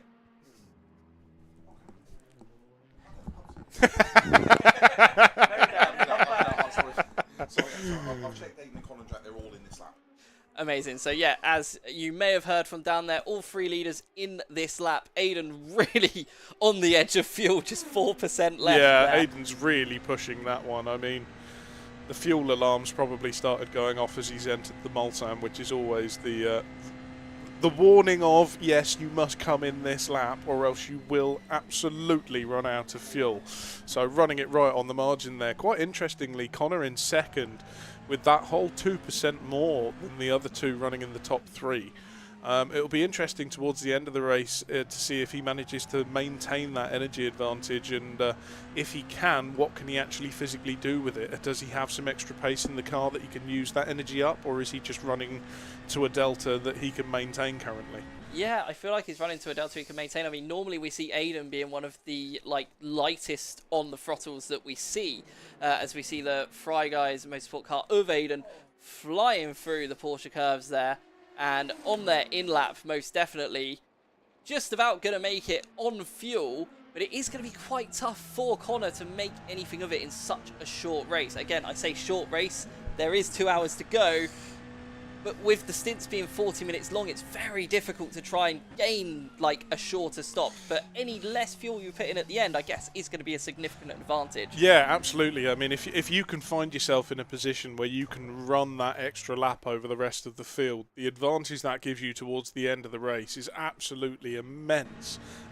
Yeah, just being able to do that extra little bit more or save that extra little bit of energy means towards the end you're going to be able to apply a bit more pressure, run a little bit more faster, as we see. Well, yeah, top three into the pits now. I wouldn't be surprised if Kai and Orange start to follow them in two now as well, as there's nearly a bit of an issue coming into the pits there for Ashton locking up. Well, I hope he managed to slow down just in time, as Dan looks like he's got some news. Aiden had 600 millilitres of fuel left. Hey, Oh my God. Aiden had 600 millilitres of fuel left in the car. That's not even enough to pass tech in no. real life. That was, and Jack's got quite the interesting position in the pit box there as well. Look at this huge queue of cars we now just have all in of a sudden the pit lane. lanes come alive and there's a humongous queue of cars in the pit lane, which is going to make it very... Oh, and we've had an incident. We have had an incident, and that's the Fry Guys motorsport car going into the back. I think that was... Who was that into the back of? No, that was Apex. Oh, Apex, right. Apex into the back of... Jack was just saying he only just got into his box with the cars in front of him. Yes. Yes, it is incredibly tight in that pit lane. Even in the sim world, that's a very difficult pit lane to get into. As Will Dendy crashes into someone. Was that Will Dendy in the pits there that's just crashed into the... Yes, it's just crashed into the garage. Interesting. Interesting. Why would Will be back in the pits? Did we not see him in the pits about a lap ago? Pretty sure that... Oh, apologies. It was the orange Apex racing car. Sorry, the yellows look very similar in Yeah, that lighting. the lighting in the pit lane is making the colours a little bit confusing.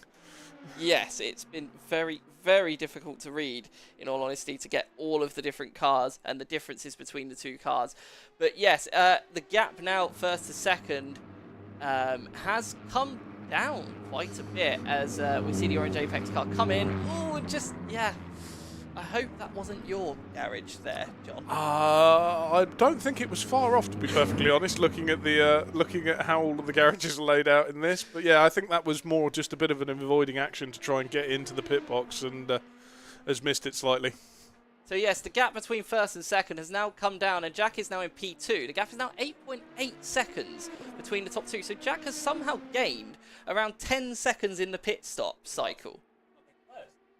I think that's what's happened now. That's the only Aiden explanation. Has taken new softs, and Jack is just double stinting the mediums. Yeah, because I mean, he's gained... Jack's managed to jump Connor here in the pit stops as well, so the positions have almost been completely reversed. But at the same time, has Connor taken a new set of tyres because he's still running on the softs, which is what he started on as well? I just wonder if he's just thinking softs all the way Yeah, through. possibly. And it looks like that's what Aiden's going for as well, which is very interesting. I mean, if Aiden sticks on the softs and can only make them last a stint, Jack's likely going to have to change them at the end of this stint. Yeah, potentially. absolutely. So it might even itself out. However, if that's the strategy there being laid down by Aiden, do you then change that on the fly? Because there's not much Aiden's going to know about what Jack's doing. No, that's very true, and I think a lot of that decision making is going to have to come down to the fact that you're going to have to look at it if you're Jack and work out how much of an advantage you're getting being on those soft tyres versus the medium to discern whether it is in fact worthwhile to switch strategies and then be on the same strategy as Aiden in the lead, running softs for every stint and a new set every stint, is that actually negating the time you lose in the pits, or are you gaining that time on track because you're that much faster? So you're going to have to really pay attention to the cars around you over this next stint to work out whether it's worthwhile trying to double stint the mediums or the hards, or whether Aiden's strategy of just putting a new set of softs on at every pit stop is actually the quickest way to go. Yeah, 100%. And also one thing I have noticed with these cars, and a lot of drivers have noticed too, when you do put fresh tyres on, when they're cold, that outlap is so painful. You just don't have any bite, and it just takes that little bit longer for them to come up to temperature. You go through the first section of the circuit, and all of a sudden you feel like you're in a different car. But Aiden is still managing to find a second in the middle sector. Yeah, I mean, what Aiden can do behind the wheel is just astounding. In every series that I've raced him against and that I've watched him perform in, they just pull it out the bag immediately with no issues whatsoever. It's just always straight out the box, cold tyres. Yeah, well, that's not a problem. I can still set a lap record if I want to. Yes. As we get into this second phase of the race, I wonder if it's time to... Oh, no, maybe not, actually. He's looking a little bit occupied. So I will scratch that for a second. I was about to swap places with Dan, but he looks a little bit busy. He'll make his way back here in when comes. he feels like it. He's heard his name, and he's got very excited, and he's on his way in. So I will hand over to Dan for a little bit, and then I will pop back in a little bit later on.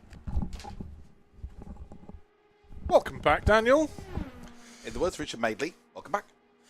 Have you had a nice time wandering around, talking to people and paying attention to pit stops, etc.? Yes, and watching Dane point at the screen without any context of what she's looking at.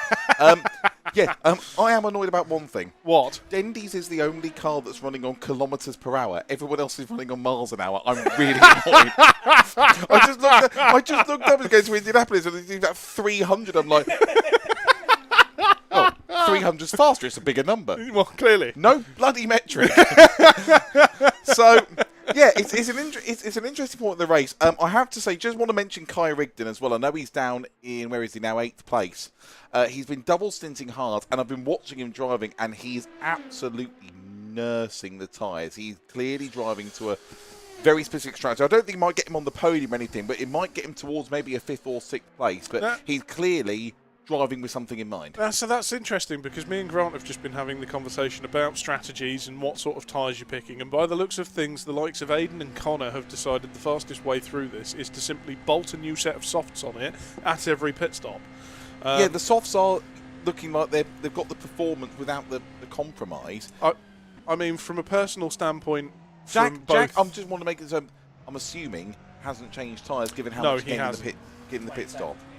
Yeah, I did. I just wanted to make sure because I missed that. Was watching a few others. I mean, from a personal standpoint of from where Kai's running from, I respect the strategy he's trying to work out here, but also from my own personal experience of sim racing and attending Le Mans in real life, the strategy of running hards throughout the night, I'm not entirely sure is the best of options, to be perfectly honest. Yeah. They tend not to have a lot of performance, and if you're having to nurse them now to make your strategy work, then it might be time to switch to a different one. The worst part was that obviously Dane at Thank You has just switched us to going on board with Kai, which is what we're watching now, and seeing him soaring away through the second chicane did not lend itself very well to our theory about trying to save the tyres and double stinting them. No, I mean, that was as we're watching on board again now. Yeah, it's I'd say that maybe the idea of trying to save the tyres isn't entirely what's happening. It's possibly just trying to keep as high a performance as possible for as long as possible on a more durable tyre. It did occur to me, I learned more about this race from 10 minutes watching out there than I did from 30 in here. Yes, you do learn. You'd learn a hell of a lot walking around the venue and watching what's going on individually, pod to pod, and what's happening. And yeah, it's very informative. Oh, who's that? Oh, is that Dendy? I can't tell. That's India. It's definitely Indianapolis. Or is it Orange Apex? Is that one of the Orange Apex cars? It's Indianapolis, is it not? Yeah, it's definitely Indianapolis. Yep, I agree. Yeah, we appear to have just had a bit of a lock-up by the looks of things. 25 car. That's Reno. That's Reno DeMarco, who's been running in 9th place. He hasn't lost a position because the HPE Motorsport car of Harry Ellis was 16 seconds behind him. So no massive harm done. He's still in 9th place.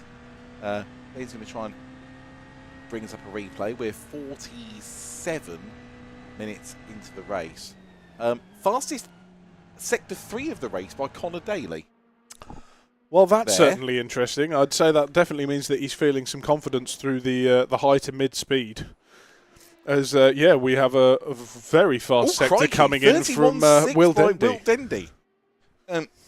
Well, it took qualifying and 3/4 of an hour of a race, but Will Dendy has entered the chat. Here we go. That did flash purple for a second. He's doing a full-on arrive very late Enea Bastianini job here. Well, that sums up Will quite well, doesn't it? Oh, yes. Yes, very much a bit of an incident there. Yes. Yeah, that's not Indianapolis straight on, that's Santa Pod. But yeah, no, not too much harm done on the site. He lost about...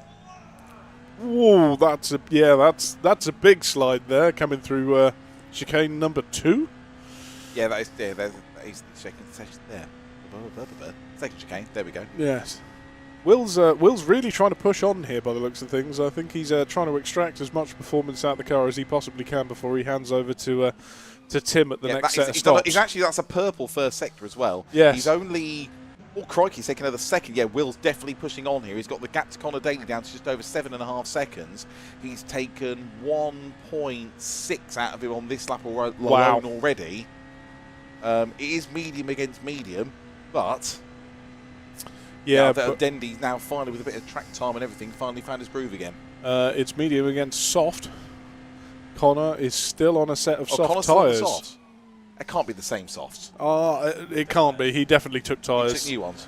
That's how Jack managed to jump him. Yeah, this is Dendy getting his eye in. Yes, this is very much Dendy getting his eye in, getting used to the conditions, getting comfortable with the car, and pushing on forward. Don't mind us while we have some technical difficulties in the commentating booth. How did this happen again? This was fine when I left it, and you've been sat down throughout. How did this happen? Just wires getting tangled, so me and Dan can't. Okay. Yes. That was the issue. Yeah, I've now got your headset on, and you've now got Grant's. When I said I wanted to do this in the spirit of Radio Le Mans and Test Match Special, this is the kind of commentary that I had in mind. Absolutely, this is 100% the type of commentary we were expecting for within the first hour. Well, no, maybe not. But no. I mean, we have been drinking for a while. Yeah, if it is dead of night. I mean, it is the dead of night, so we are technically speaking correct on time for this type of conversation to happen. Annabelle's gone for a fags with the bars shut. Anyway, fastest lap of the race by Will Dendy, 3:23.5. That is absolutely rapid. To be fair, and I'll give Connor a lot of credit here, Connor did a 24.6. Which is not bad at all. No, that's not bad in the He's only slightest. taken 1.1 seconds out of him. It's a great lap by Connor. It's an excellent lap by Connor, but yet Will still managed to find Will Dendy, at some point since the pit stop, has had his Weetabix, and he's Will Dendy please stand up? I mean, we do currently have Will's teammate stood in the doorway to the commentary booth, very, very happy with the performance that Will's now putting in. The best part is he's not even inspecting the commentary, he's egging us on. Yeah, exactly. Here we go. Right, I shall hand over to Tim. Here we go. All right, cool. So Tim Wise, Will Dendy's teammate, who's going to be taking over for, I presume, the second half of the race. Yes, indeed. And finally, you must be quite happy with Will. Yeah, not bad. For starters, hi Julie. I know you're watching. Hi, babe. Yeah, no. Happy Father's Day. Thank you very much indeed. Yeah. So we struggled a lot with the car balance. It's a bit too twitchy for us, and I think it's because we've now sort of had a bit more track time and a bit more time in the seat. We've actually sort of started to adjust to its quirks, and both of us started to find some pace in both quali and now the race. So hopefully it starts to come to us a little bit more in the second half of the race. So fingers crossed with the podium. I can see I've known Will for a while, and I know it wasn't characteristic of him to be that far off the pace in practice and not had that much testing. Yeah. But what I've noticed when you see the things in the warm-up lap and qualifying, it seems hard to keep control and not be very gentle with the throttle out the slower corners. Yeah, and because it's the hybrid system as well, it does have some quirks in how it's actually represented in R Factor 2, which again has just taken time for us to get used to. We're both quite old school when it comes to the cars we like in Sims. So yeah, it's been more a learning curve than much else, and yeah, hopefully Well, it's definitely old school. Tazio Nuvolari used to nick his packed lunch. Yeah, exactly that. So obviously you're going in for the second half. Yes. What do you think? I mean, Oh, that's a big slide. Crikey. Heart rate went up a bit there. I'm going to revise that question. Yes, please do. That was an appalling timing. I'm so sorry.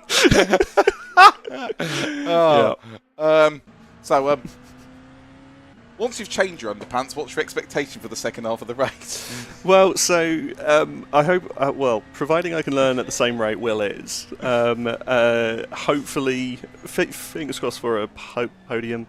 We know there's some very quick drivers in front of us, so podium would be an absolute dream. But top 5, fourth place as well, I think is very much on the cards here. That's great. Tim, thank you very, very much for your time. Thank you for joining us. Sure. Good luck for the second half of the race. I'm sure we'll have Will in later on, just for the bants, if anything. Exactly that, yeah. So by all means. Yeah, cool. Thank you very much indeed. All right. And yeah, cheers all the best, mate. Grant is going to come back and join us again. And I just want to say a word on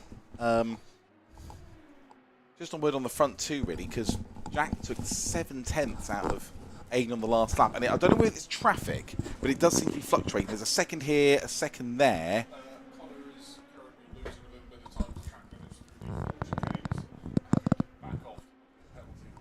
Okay, sorry. Thank you very much for that, John.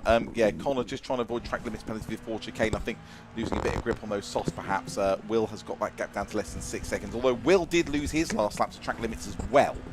So, with pushing on and everything. But it looks like, Grant, there is a good battle to third developing. We've got probably about 20 minutes to the next stops.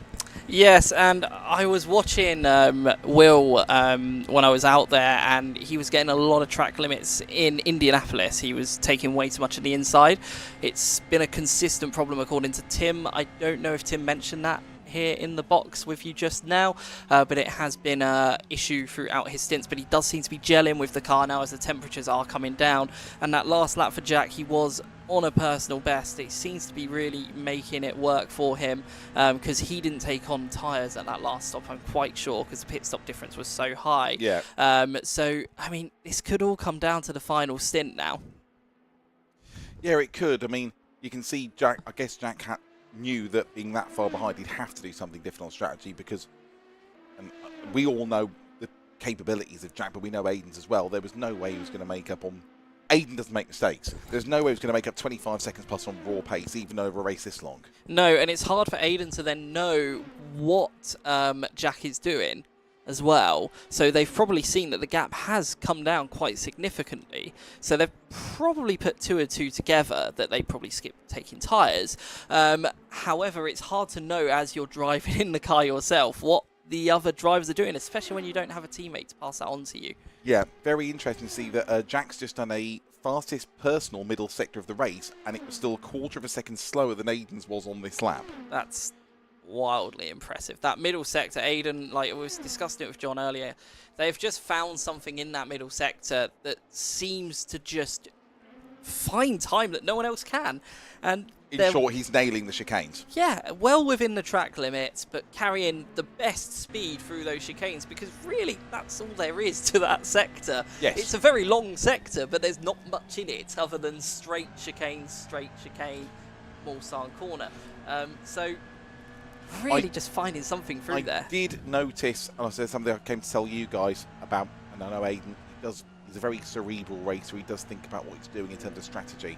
And I could see, as soon as I came off my first stint on comms, I went to have a look and watching him driving, and I could see how close he was running it. He was on 600 mil of fuel as he came into the pits. He was working it to within 10 or 15 seconds. He was clearly doing a full-on Alex Palou, which is what Alex Palou is probably going to be doing about half an hour around Road America, driving to a fuel number to do a very specific... It was only an 11-lap stint, and I did notice, we thought it was going to be 4 stints, 40 minutes, but by 40 minutes, everyone had stopped. Yes. Everyone has stopped, so there might still be some particularly fuel strategy might still come into play here, I think. Yeah, and I wonder if people are like staying too long in the qualifying mode potentially, because they do have full access to all the different engine modes from safety car up to full-blown quali lap mode. Yep. And obviously that is going to burn more fuel, and the gap is starting to increase once more between Aiden and Jack. So I do think this is going to all come down to strategy or potentially even track limits, because we are seeing a lot of laps deleted. I agree, and I think, if you wouldn't mind, Dane, if we could have a look at the battle between Connor and Will, because that gap's come down to just over 3 seconds now. We can't tell exactly what time what times they're doing. 2.7 seconds now, because they both lost times for track limits on the last lap. But I mean, look, that first sector, which is the short but technical one, Will took out more than half a second. I think Connor, it could be tiredness and everything, or it's this second stint is not working for Connor like the first one did. No, and I just wonder if it's like maybe he kept his tyres, but I don't think he did, because obviously he lost the position to Jack. So Yeah. I'm not entirely sure why. Maybe it's the colder temperatures that he's just not gelling with as the sun's gone down. Because it's dark. But yeah, maybe because it's dark, but he did all his practice in the dark earlier, and his race run was really good then. So I'm not entirely sure. Maybe he's just overdone the softs on this stint. And like John said, he was trying to back out to avoid track limits as well. It could be that you've seen Jack got ahead of him in the pits and maybe just panicked a bit and maybe overreacted slightly. Well, I'm sure we'll find out. We'll have a chat to Connor at the end. There are the levels, and I did think at the time when I was looking at their fuel levels that El Red Bandito might have short fueled a bit, because if you look, they're going to have to pit a good couple of laps earlier. I did wonder at the time whether they were a couple of laps shorter on fuel. So did Tim mention to you their strategy? No. Okay, so well, other than drivers, no. We can't obviously share this with the other teams, but yes, they are short fueling, because they've done some maths and found that that is the most efficient way to get them to the end. And if they are a little bit too short at the end, then they will just put a full tank in it. But it does mean that each pit stop will be a little bit shorter. Which worked very well for the Atlanta Falcon.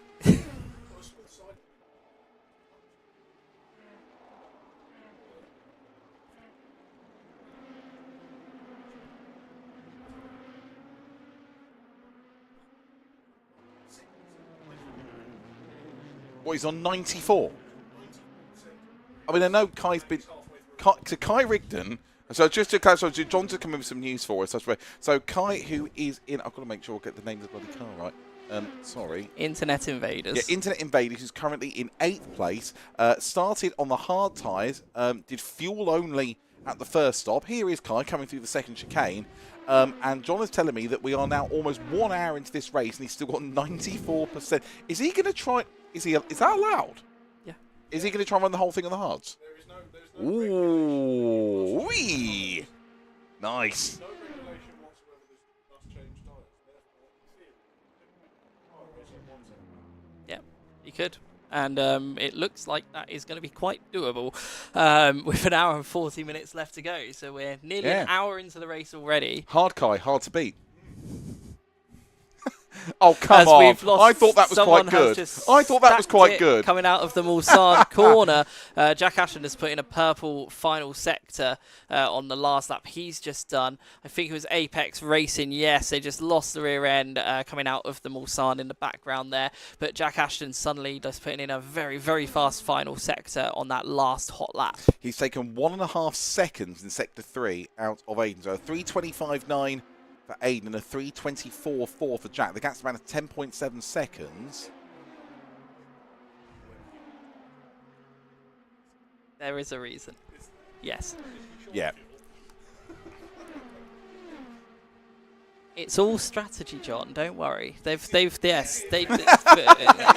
No, it is. Is it? As much. It wasn't okay. If it makes you feel better, it wasn't Will that came up with the strategy. Oh, it's Tim come up. Yes, with an old calculator. But we're not going to say it. Yes, but we're not going to say it too loud because we don't want all the other teams to hear. Soon things got worse.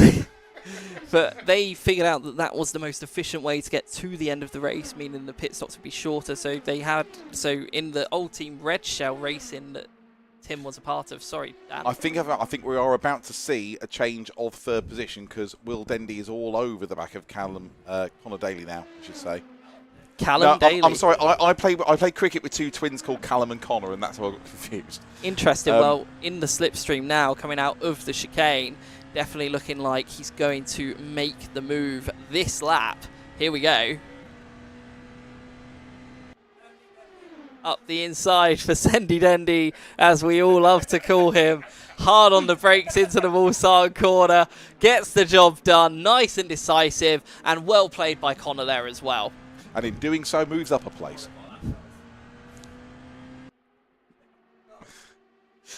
We do have lap cars. This could get a little bit tasty as Will's coming up behind them. And how patient will be about the back markers? Probably not very. So let's see what happens here.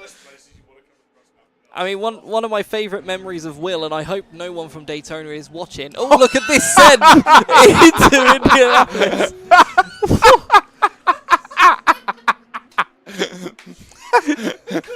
Is the sheer lack of caring about his or anyone else's well-being, basically. As that was the send of the ages. The best part is there's 4 of us in here. We all knew that was going to happen, and it was still funny. We all knew exactly that was going to happen. More impressively, Connor simply followed him through. Yeah, I think Connor was very sensible there. Saw the door was very much open. But yes, Will, famously not the most patient driver when it comes to back markers. And here we go. We see a replay. Look at this. Just so decisive. Sends it. And to be honest, well done, Connor. Well done, Connor. I would say, well yeah. I would say that's more impressive from Connor. From that overhead, it doesn't look as dramatic as it did from the onboard. No. But that's always one of those things. But yes, Will would do this strategy at karting in kart races that I've done with him at Daytona, where if the yellow flag came out, instead of slowing down, he would just raise his hand to the marshal the green car as if to acknowledge. Sorry to interrupt. The green car in the background, just coming on the pit straight, was going very, very slowly. I don't know if there was a problem there. That would sound like Jonathan Ledyard. It looked like yeah. Problem. There was a problem. They're going there. There almost a problem there. So what about HBE Motorsport, as he would also say? Never mind that. What about Jenson Button? Well, we actually have the 2009 F1 World Champion sat in the room with us, Mr. Dane Bird. As we're going to see the replay again. Yeah. So, as Jack Ashton is in the pits, by the way, everybody. So Jack Ashton is in the pits. I just saw it. Come on, John. Do you, John? The timing. I don't think he is. I think we just had a weird issue with the timing tower. No, because it just came up with the pit timer on the timing tower there. Is it like Bristol? You've got 2 pits because the track's too short. No, I believe you. I think we just had a little technical hiccup, and I got very excited and very confused. I'm so glad you got that. by the glitch. But yes, so yeah, he is still driving around as Annabelle walks into absolute shambles in the commentary box. It's what she's used to be fair. Yeah, so we're having a fantastic time. Yep. Code 23, Annabelle's here. Oh my god. Okay. That's a code 19. It is. So yes. Anyway. It's worth... Right, if we can briefly refocus on a motor race. So Will's going to be coming in, a lap or two's time. So obviously, he's realistically, and obviously I'm not giving you anything, they're looking at 4 stops rather than 3, aren't they? Yeah. But the question now is, if they're not doing 2 stints each, is Tim going to take over this stint, or is Will going to go again? And is Will going to... I know the answer to that, and it is Will is getting out because Will actually made dinner plans elsewhere and forgot how long endurance races last. So Tim will be getting in on used mediums till the end. It's he's just put in a purple middle sector, so the only other driver to sort of like be quicker than Aiden in the middle sector. That's a very good point. It is 6:45, and Will is booked into Le Manoir au Cac Saison at 8 o'clock. Which is in Oxfordshire in an hour's drive. Other restaurants are available. Not with 2 Michelin stars, they're not. That is incredibly Yes, that is. If I find out he's going to Nando's after this, I'm going to shoot him. I also wonder if he made the strategy work like this so he could leave. He short-fueled. Yes. Yes, the Bertie Wooster approach to motor racing. Is he going to box? Yes, he's in the pits. There we go. All right. So we say goodbye to Will Dendy. Can someone call the valet parking? Shall we call him in for an interview? Absolutely. Yeah. He's not allowed. No, he's not allowed to leave the. Do an Eddie Jordan. Go and get him like Domenicali. Go and get him. This is like also when Jackie Stewart was wrangling celebrities for Martin Brundle. Yes, get this one. Right. Access no areas. Yeah, right. I'm leading. I'm in charge for this one. Oh, I'm yes. in charge. I will give him the headset when he comes in, if he comes in, because I think No. That's a win, not a. No, he's got to get to part of the. Yeah, here he comes. Here he comes. Okay. Here he comes. Will Dendy, straight out of the car, straight into us. Sweaty Betty. So I just want to check, obviously now we're going to this, is it going to be the Chablis or the Shiraz tonight? I think I'll go with the Iron Brew, actually. Iron Brew? Yeah. Did you go over dinner in My Scotland? body- No wonder you got to leave early. My body's a temple. So, why is it you're running this strategy? And I want the real reason. Stupidity, mainly. We didn't really know what we're doing. We just rocked up and just see how it was. So I was pretty terrible in practice, and then... That's a quick stop. Have you taken tyres? Yeah, we took tyres. You took tyres, okay. Yeah, I just the car came to me and I was like, oh my god, I can actually drive the thing, because I was terrible before. And then I don't know if someone had boosted my power. You boosted my power or something, because I'm like, how am I doing those lap times? You did look a bit sketchy in practice. Is that just being out of practice with Le Mans? Have you not driven it recently? The cars, the track, the sim, basically everything really. It's not an excuse, because I was just bad. Yeah, exactly. It's just bad everywhere, to be honest. And now we got a Mr. Timothy Lane in the car who was better than me throughout practice. So we're going to be up in P1 before you know it. Where are we now then? P-Fumph. You are, well, you're fifth after the stop. You were fourth when you came in. I think I was third, wasn't I? No, you weren't. I overtook... sorry, you had just overtaken Connor, yes. Yeah. You took a couple laps all the pit stop. I apologise, you're right. So what's going on then? Are the leaders, are they double stinting Do you their not tyres? know this, right, this race? I have no clue. You were in it. On my own. I was just driving around on my own most of the time, really. But see, John drives round on his own in third, and he gets really wound up. You're fine with it. I thought it would be a lot worse. That's the thing. I only spend I spent all of the race driving around. He spent like an hour driving around. It's quite a substantial difference. Yes, he drives round in third. You drive round in third gear. So what? Okay, so with the front boys, what are they doing then? Jack's on hards, I think, right? No, Jack's on mediums. Jack's on mediums. Oh, That's the mediums he started on. He's double stinted those mediums that makes sense actually. to try and get a bit of track position and make up some time. I had like 9%. No, what is it? I came in the pit 7% wear on the rear on the mediums for that last stint. Like it's basically brand new. Well, we do know that Kai, who's in the Internet Invaders car, Dane knew I was going to mention that, thank you. He's double stinting the hards, and he was on about 94% about 10 minutes ago. Yeah. The rears simply are just not wearing in any way, shape, or form. He could put those rears on eBay and get his money back. Yeah, that's true. They get more than 40 quid for them as well. They'll be in profit. Is that like a Kevin Bridges? Set our ears, 40 quid. And impound them. Evidence, seekers, evidence. Right, so Jack's going to be coming in the pits anytime soon, I guess. Has anyone seen what fuel level he's got? I might go and have a sneaky little... No, as far as I've seen, nobody else is doing anything funny on fuel apart from you guys. There you go. There's been a bit of a role reversal here as well, whereas Connor out on Prix was running very well on energy, the other two saving 2 or 3%. Whereas Aiden seems to have taken over that and now holding the energy net. Yes. I'm aware none of I just realised you were saying some really insightful comments. I forgot you Yeah, haven't here we go, got a John. microphone on. Right. You give that to John. John, if you can remember, say all that again. Hello, I'm back. Hi there. No, Hi, so we would like. We do appear to have had a little bit of a sort of role reversal going on here, whereas Connor, for the first stint, has been holding on to the energy very well in comparison to the other two and conserving energy, whereas now all of a sudden Aiden in the night time seems to now have sort of swapped roles with Connor and is now preserving that energy a lot better than the other two. So it'd be very interesting to see how this plays out. Well remembered, John. Well done. Well done, mate. Thank you. Thank you. Thank you. Thank you, Will, for joining us. Enjoy your dinner. Have a nice time, Will. Yep. Don't have the steak tartare. Oh, okay. Okay, very well. So our assumption that he had to get out of the car to make the dinner arrangement that he's previously made was obviously wrong if he's going to come and see us before he leaves. Anyway, in the world of sim racing, there is still things actually happening on track that don't consist of us just talking completely randomly between one another.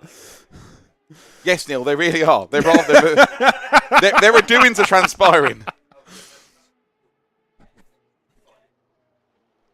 Yeah, we're definitely going to be seeing the next round of pit stops coming in quite soon. I'm going to come back. I want to have a look at fuel levels. I'll be back. You're in 30 going to go and seconds. have a wander around about, look at fuel levels. Don't leave me in charge of commentary. That's a terrible idea. Here, Dane, have some commentary. Hello. Hello. This is bad because I can't hear the broadcast now that I'm. Oh, that's terrible. That's terrible. So you're gonna have we to will- juggle this one quite We will dramatically. find out how this sounds later. Yes, absolutely. Not while I have any sort of No, control it'll over be it. fine. It's been fine up to now. It'll be fine still. I also do need to run off in like 5 minutes, so Grant will have to take over in 5 minutes. That sounds very much like a you problem. It's a Grant problem. Oh, Dan has Dan's returned back. very Thank goodness. quickly and wishes to have a microphone back. Yes, take this off me. Thank you. I just went to check. Wanted to check. Basically, I think Aiden's going to get an extra lap on fuel here. I mean, looking at so those Aiden's coming to the line percentages now, and I think he's got 2 more laps. And he's come in yet, and Jack's on about 1.5. So I think Jack's going to have to come in at the end of the next lap, and I think Aiden's going to get 1 lap extra. I think Aiden is actually, which explains a lot with the gaps we've seen. With the gap at 8.4, I think Aiden saved a lap on fuel here. No, that's very good going. I mean, well, that's quite interesting, mind you. If you now look at the energy percentages... Oh, no, drop there. There we go. Oh, yeah, now we've dropped. Yeah, slight delay on the energy percentages. It's not quite in real time like it is in your fancy pants European WEC racing, is it? No, we just get all of that live data fed directly back to us, so it happens there and then on screen. Yeah, this, I think, is updating by sector. So I just went to have a quick look. So I think, that as the lead cars go on to, we'll look at Aiden Carter. So he should get this lap and the next lap, which will take him past the halfway mark of the race at 120. Which is very impressive if he's managing to save that amount of energy versus the rest of the field. He is the and cerebral... still just pounding round, putting in the lap times that they're putting in. Typical Aiden Carter. He is the Triple H of motorsport. He is the cerebral assassin. Yes, very much so. I mean, the advantage... No one else apart from Annabelle in this room will understand that reference. No, and I'm she's very not aware within of that. earshot. I'll tell her I said that. The advantage of being able to get that extra lap out of a stint is just... You wouldn't believe how much it helps over the course of a 24. The gap is down to 7 seconds. Jack took a second out in Sector 3 last time round, but it is clear Aiden is driving. I mean, I want to see the sectors on the next lap because he's going to go absolute bloody gangbusters. Yes, he will do. And get that back over 10 seconds. Again, the other thing that you need to look at here with that going on is the fact that, yes, Jack may be going extremely fast currently and making up some time, but he's on the very last legs of a double stint medium tyre. He's got absolutely zero fuel. So if he's going to be putting the lap times in, it's going to be now. And this next lap... coming up in the context of this race is going to be absolutely massive. A big thing will be, and it's just starting to get light as well, I'd like to mention. Yes, the sun is now coming up, which means the lap times are going to start dropping again as the heat comes back into the track. But it's going to be very interesting to see what sort of performance Aiden puts in on this final lap of the stint as to whether he's actually protecting tyres or whether he's trying to use the absolute most out of them and gain a little bit of advantage on lap time. It's going to be very telling on the sort of strategy that the pair of them are playing into as these last laps unfold before the next round of pit stops. What's it like to watch a sunrise at Le Mans and not feel really tired? Or drunk or hungover? Well, actually, you've not done Le Mans as a fan, have you? I've not done Le Mans as a fan. I've only ever worked it. And so, to be perfectly honest, I don't ever see the sunrise. I'm in a black tyre tent, surrounded by tyres, trying to get a nap, which normally doesn't happen. And then all of a sudden, it's light outside again. So, I've no real idea. downstairs. Yeah, pretty much. Anyway, so we're not expecting Aidan Carter in this lap, but we are expecting Jack Ashton in for his mid-race stop as the smell of hangover and sausages wafts through virtually. Yeah, I was also more interested about where has Dane gone? Dane's gone. He's seen the iceberg. He's gone. I mean, I know he said he had to leave, but when he said he had to leave, I wasn't expecting out of the commentary booth. Jack's coming in. John, can you have a look and see what he does in terms of yes, fuel and I tyres? can. Take your Hold headphones on, I'll be back momentarily. There we go. So Jack Ashton comes into pit for his mid-race stop, and now, very important to keep an eye on the sector times. Jack had just done, the lap before was his personal best of the race, a 3:23.8. We're going to keep an eye on, John's going to keep an eye on Jack's pit stop and see what he does in terms of fuel and tyre. But with the extra lap of fuel that Aidan has saved, this is the time for him to go. Absolutely gangbusters. Connor Daly is in as well. Not wholly surprised.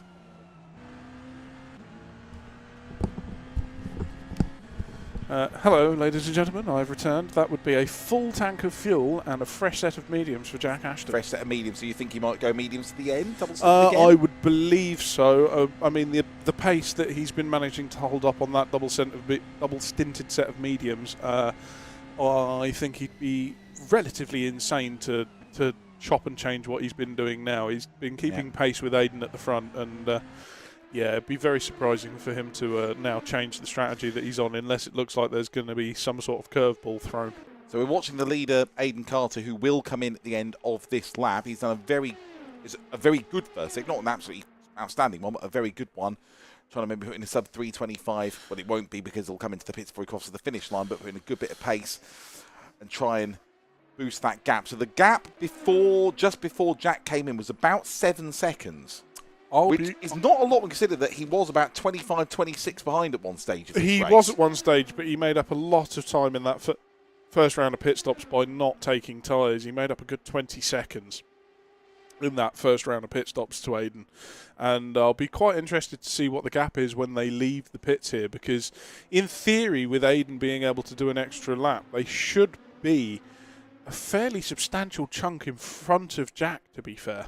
Aidan's he's not actually going absolutely mad. He's still doing his own thing. It's not like he's decided, he's not trying to go for some big overcut or something. I think he's happy what he's doing. The sector times are perfectly cromulent. Oh, absolutely. But he's not gone overboard to try and deliberately try and gain 2 or 3 seconds here. That advantage that you get at Le Mans from simply being able to do the extra lap, regardless of your lap time, that extra lap that you get is a huge, huge advantage when it comes to strategy and being able to jump people in pit stops, etc. It's a massive, massive thing to be able to get that extra lap out of the stint. It's also just obviously Tim Wise is now in the car for El Red Bandito in place of Will Dendy. Yes. Down to 68% already. Yes, that does appear to be dropping quite quickly. And he was full when he came out, because I did see it. He did. They did take a full tank of fuel and a fresh set of tyres at that stop. They are either running that brave, which he's going for it. Orange Apex number 25, which I think is Reno. In Reno in second place, is into the pits. I certainly haven't talked too much about the guys at the back of the field. Stratton Henry Lynch doing very, very well in number 24. He is in 5th place. He's 6 seconds ahead of Pierre Delby, who's fallen back to 6th. Connor Delby's been in and out of the pits. Actually, Pierre's just stopped, so that might take a couple of laps to stretch out. But I think we're going to see Aidan come into the pits any second now. They are, in fact, in the pits as we speak. Yeah, I mean, we're going to have to wait a lap or two here for all of the pit stop cycles to work themselves out, as we see Aidan coming in now and almost nearly lapping one of the orange cars in the pits nearly. Perfect timing though. 1 hour 20 gone, 1:20 to go. So he is making it exactly half distance. Yeah, and to be able to make that sort of stint length and reduce the amount of time that you're in the pits is going to be hugely advantageous towards the end of this. Absolutely. We'll keep an eye and see what tyres he puts on. We'll keep an eye on fuel after he comes out after this stint. We go into the second half of this race. Probably with Aidan in the pits is a good time to kind of catch up just on the overall standings then. So Aidan Carter had a 7 seconds lead over Jack Ashton before the pit stop cycle. Will Dendy and now Tim Wise in the car are in 3rd place, but they are running a different strategy. They will almost certainly have to pit twice more as opposed to once more before the end. Who's having an issue with the chicane? Of the Someone's race. just had a little bit of an issue with the chicane there. Sorry, John. No, I'm just watching What one of have the you spotted? onboards that we've got. I'm trying to work out which car it is. Just having a little bit of an issue into chicane 1 on down That is the number Mulsanne. 23. That's the HBE Motorsports car, which is Harry Ellis. So we have Connor Daly is still in a nice solid 4th. And what are we? That is for position. That is for 11th place, I think. Yeah, that's Rennie Speck Snyder, and that is the recovering. That's now Neil Harris in that car for Orange Apex. That is an extremely interesting line into Indianapolis. Yeah, that's slightly So this unconventional. so this is about for 11th place. Bit more full of. Oh, big crash at the back. Oh yeah, big, what's big crash at happened the back back. there? That'll be Harry Ellis, I think. Yeah, maybe just and a a small big, issue big coming crash at into Indianapolis. Indianapolis. Aiden is back out of the pit, so we can keep an eye on the sectors. And Tom's obviously will have resumed in the lead. but we Aiden need has to wait and made a see. humongous gap over Jack over the pit stop cycle, if that's correct. If he's only taken fuel, that would make. Because at the moment, it's reading the gap's gone up from 7 to about 18. But I want to wait and see Sector 2 come first. Yeah, we need to. Because we I need know to see what this it looks timing like. system can be like. Yes. Before we make any definitive conclusions. I mean, looking at the pit stop time that Aiden just took, I'd say that he took tyres as well. I'd be very surprised if it Why was are you fuel still only. here, Will? I just thought I'd come and see what you guys Just general fodder, let's be perfectly honest. I thought you're having exploding gamma with Heston Blumenthal. Oh, you mean here as in the venue? I'm going for a dinner with the old boy. Okay. What in? Restaurants are available. Are they now? What? The Fort in Buckingham? Yeah. That's a restaurant. Yeah. Oh my God. Yeah. Oh. Do you like prison food? Anyway, sorry. Grant. Meanwhile, there's racing going on. Where are we at? We are. Hang on, whoa. We've got an interval graphic. We have. 1 Oh my hour God! We and do have an interval 23 graphic. minutes Where's into that the come race. from? Sack Dane, sack his people. Where has this been for the first half of the race? This is brilliant. I didn't know we had this. By the looks of things, the timing screens have now sorted themselves out, and I would say This looks great. This would have been. There are parts of this race so far where this would have been extraordinarily helpful. no, it's fine. Didn't hit the wall. All good. That's a graphic, Will. I would say that gap between Aiden and Jack is in fact correct by the looks of things. 17. So there must have been. So he was on. I think it's that extra lap. I genuinely, because from the Can't pit, be, not 10 seconds, surely. you would be I mean, very Jack's done, I'll tell you what, surprised. Jack's done a 79.9 sector 2. That's fast. That is That's very very fast, but you would be incredibly surprised at how much time you can gain by simply just going that extra lap. And I know it sounds ridiculous, but it does make a huge difference. Are you honestly suggesting that Aiden, on similar circumstances, overcut Jack Ashton by 10 seconds? It's entirely possible being able to extend the can't- stint length. I'm really not. Trust me on this one, I was watching a Lexus do exactly the same thing and take 10 seconds out of us at every pit stop. Yes. Admittedly, Jose Maria Lopez was driving it. Admittedly, yes, Jose Maria Lopez was in fact driving said Lexus, and he is unbelievably So the gap, fast. and this is Jack coming to the line now, and they've both completed a flying lap, or at the pits. There's track limits for Aiden. 3:23.5, 200th off the fastest lap of the race for Jack Ashton there. The gap's 16.5 seconds. He's not lost 9.5. I can only imagine that Aiden's double stinting. Is he still on the softs, or is he still on, He's is he still on the on the mediums? they're Grant, still on the have you got the softs. tyre info for us, Grant? They are still on the softs. If he's like the softs, I can't blame him for doing it. Yeah, he is still on the softs, but he's not double stinting the softs, surely. Well, if he is well, I'd be very surprised if you were going to double stint the softs. You'd keep them on at the first stop and change them at the second, because you know you're going to have the night time throughout that second stint. Yeah, I'm going to leave you. I'm going to hand it back over to Grant for a little while. Are you right with the comms? You need these earphones. There you go. I'll take those. And now we have Grant back on comms as We'll do a bit of digging. Dan's going to go do some investigating to find out how the gap has changed so much and what is going on. Because I'll be perfectly honest, who knows? I think it's all down to fuel strategy, obviously, but Aiden, that's insane. Yeah, but they both full fueled at the stop, and I can't see how Aiden wouldn't have taken tyres at the stop because the stop was too long to not take tyres. Yeah, you're correct. So I'm putting it out there. I'm hanging my hat on the wall, and I'm saying it has to be that extra lap that Aiden could do. Yeah. I mean, nobody really thinks it's that much of a big deal at Le Mans being able to do that extra lap, but when it comes down to the strategy, you wouldn't believe the amount of time you can make by simply being able to go around once more. No, for sure. It's a huge deal, like around the track, Absolutely. like you say. Because we see how fast those in-laps are as well when you have like no fuel left. It's insanely quick.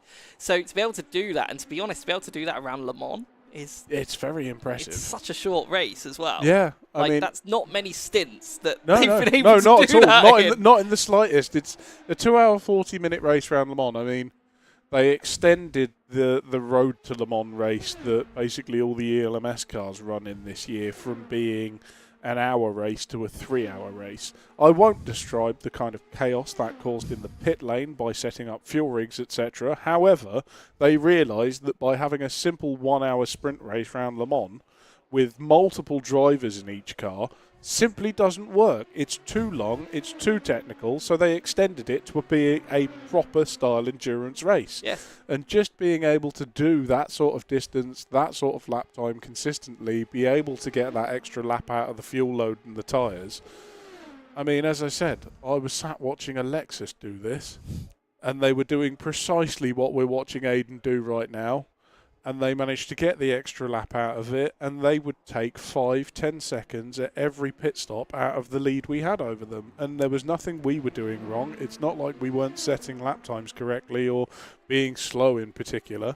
It's just being able to go the extra distance over the rest of the cars just makes a massive, massive difference. And how frustrating was that for you as someone sat in the garage just knowing that you're doing everything you can? Your strategy is like as it is at that point. Yeah, at that point in time, you're 2 hours to go, 1 hour to go, and there's absolutely nothing left you can do strategy-wise. You're set in stone what it is that you're looking at doing and what you can physically achieve out of the race.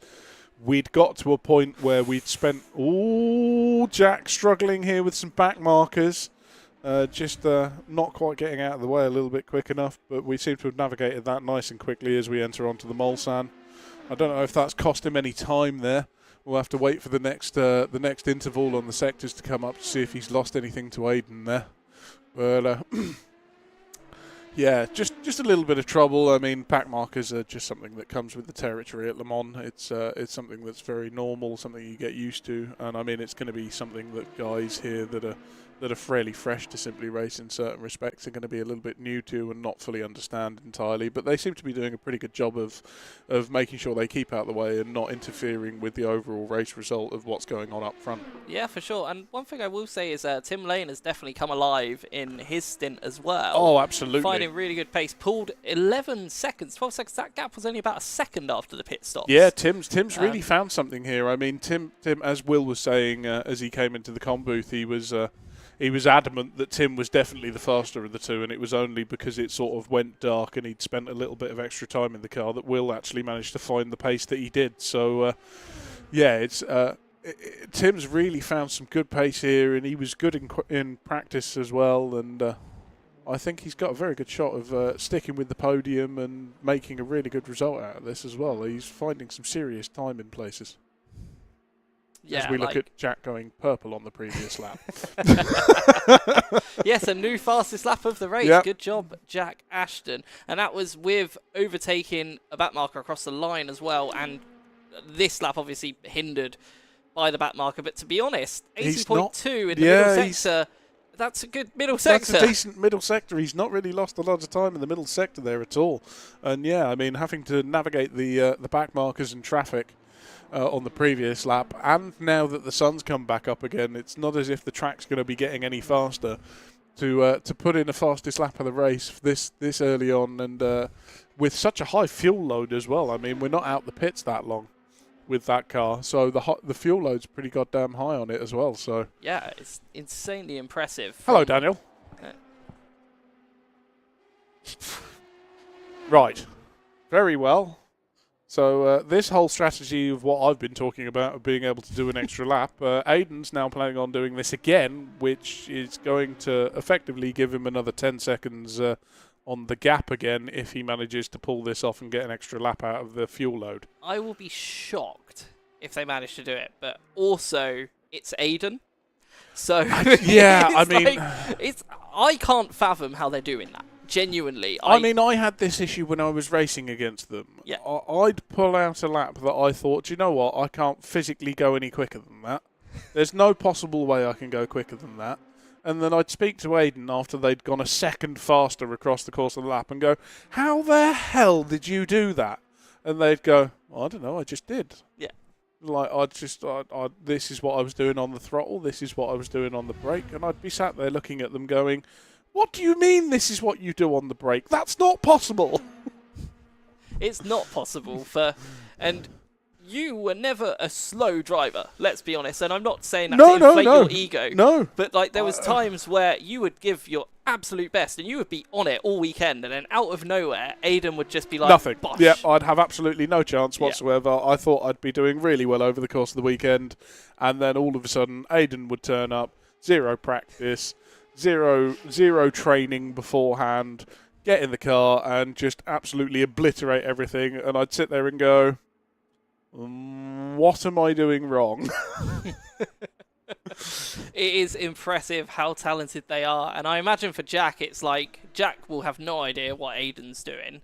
No, probably not in the notice slightest. that they've gained another lap in fuel, because you would try and keep an eye on that, I imagine. You're going to attempt to keep an eye on it as much as you can. I mean, one of the advantages of Le Mans and come down. Yes, it has quite a lot actually. In fact, yeah, Connor's now reeling Tim Lane in, and it's that gap's come down significantly since we last looked at it. 3 And seconds in the last 3 laps. Yeah. Connor's really putting the hammer down here. So I'm going to assume Connor's taken a new set of softs at the pit stop, and as the fuel load comes down, am I correct? Yes, I am. Connor has still got a set of softs on. So as that fuel load, that's quite impressive actually. I mean, he's got nearly double the fuel load that Tim's got in the El Red Bandito car, and is being able to reel in a second a lap, even if it's on a fresh set of softs. The offset between the mediums and the softs really isn't as big as people think it is. There's not a huge amount of pace difference between the two. So that's very impressive from Connor. That'll be an interesting one to watch over the next sort of 20 to 30 minutes as the stints roll out. Obviously, we know that the 27 car is on a different strategy to the rest of them around them. Which they've worked out is going to be the quickest way to the end of the race for them. But yeah, very interesting to see how this gap now starts to come down and how it's going to ebb and flow with the difference in tyres and fuel load. Yeah, and it's the battle for the podium as well, and obviously the Bandito car is going to be back in the pit lane fairly soon, like a lot sooner than Connor. So it's really hard to really know the genuine gap between the two. It's always very difficult to sort of work out who's actually where on a race this sort of distance. You've got to wait for that sort of last cycle of pit stops to play out, and then you get a real reading of who's actually in what position and what the gaps realistically look like. But I mean, it is going to mean that Will and Tim are going to have to do an extra stop over everybody else, effectively, with the fact that they've short-fueled on that first stop. So they're going to have to do a sort of splash and dash at the end. And if Connor can keep up this kind of pace on a set of soft tyres with a higher fuel load, then, I mean, Connor's in for a real shout at a podium here if he can jump them when they have to go for their splash and dash. Yeah, I mean, it was just very interesting to me to see that huge difference in paces. We can now see just there, I don't know if you saw in the shot, we just saw the Bandito car. Because when they came out of the pits, in fact, that gap's now 3 cars. The Bandito car has gone into pits, which is why we saw it. Yeah, we've seen the car because it has a hat to box. Although but again, that's early. That's really early again. I mean, that's not. They had plenty of energy left to get at least another 2-3 laps out of this stint and try and extend it. But they appear to be going really short on stint length. So I don't know. It's going to be an interesting one to see how it plays out over the course of the race. Because I mean, yeah, it's a very sort of off-book strategy there. It's very different to what anybody else is doing. Yeah, and it's really hard to sort of like read into the race at all at this point, other than we know what Aiden's doing and we know what Jack's doing. That's very clear. 3 laps until they're boxing. 3 laps until we... Ah, right. It was. Hang on a minute.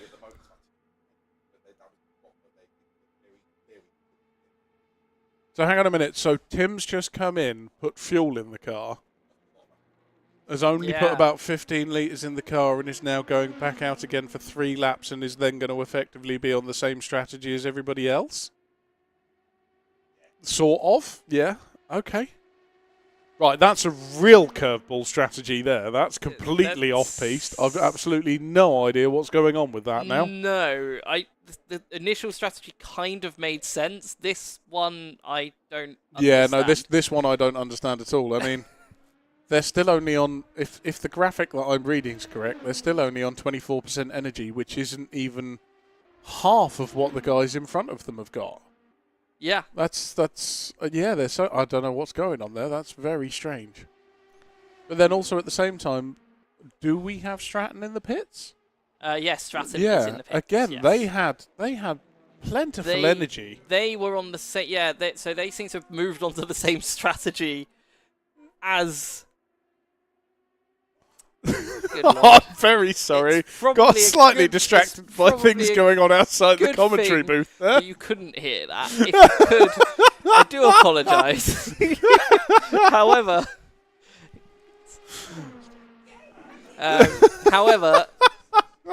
as Jack puts the personal best middle sector in. Of course he does. 79.6, but still 0.2 off of what Aiden did this lap. It's just watching Aiden is a joy and unbelievably painful at the same time. Yes, there's like a frustration to it, isn't there? It's incredible to watch, but it's so goddamn annoying because it's like, well, why can't I do that? How are they doing that? It doesn't make any sense. No, it's incredible. It's magical. I don't really know how they do it, but again, if we knew, we would be winning all of the races. Exactly. But yeah, just hats off to Aiden, basically. I'm still utterly bemused by what on earth El Red Bandito are doing. Yeah, I'm very confused. Oh, hang on a minute. Daniel might... No, okay, fair enough. Yeah, no, absolutely bemused by what on earth's going on there. I mean, how much fuel did they take at the pit stop? Any ideas, Dan? They took 15 litres at the fuel stop. So they boxed with about 20% energy left. They took 15 litres, came out with just over 25% energy left.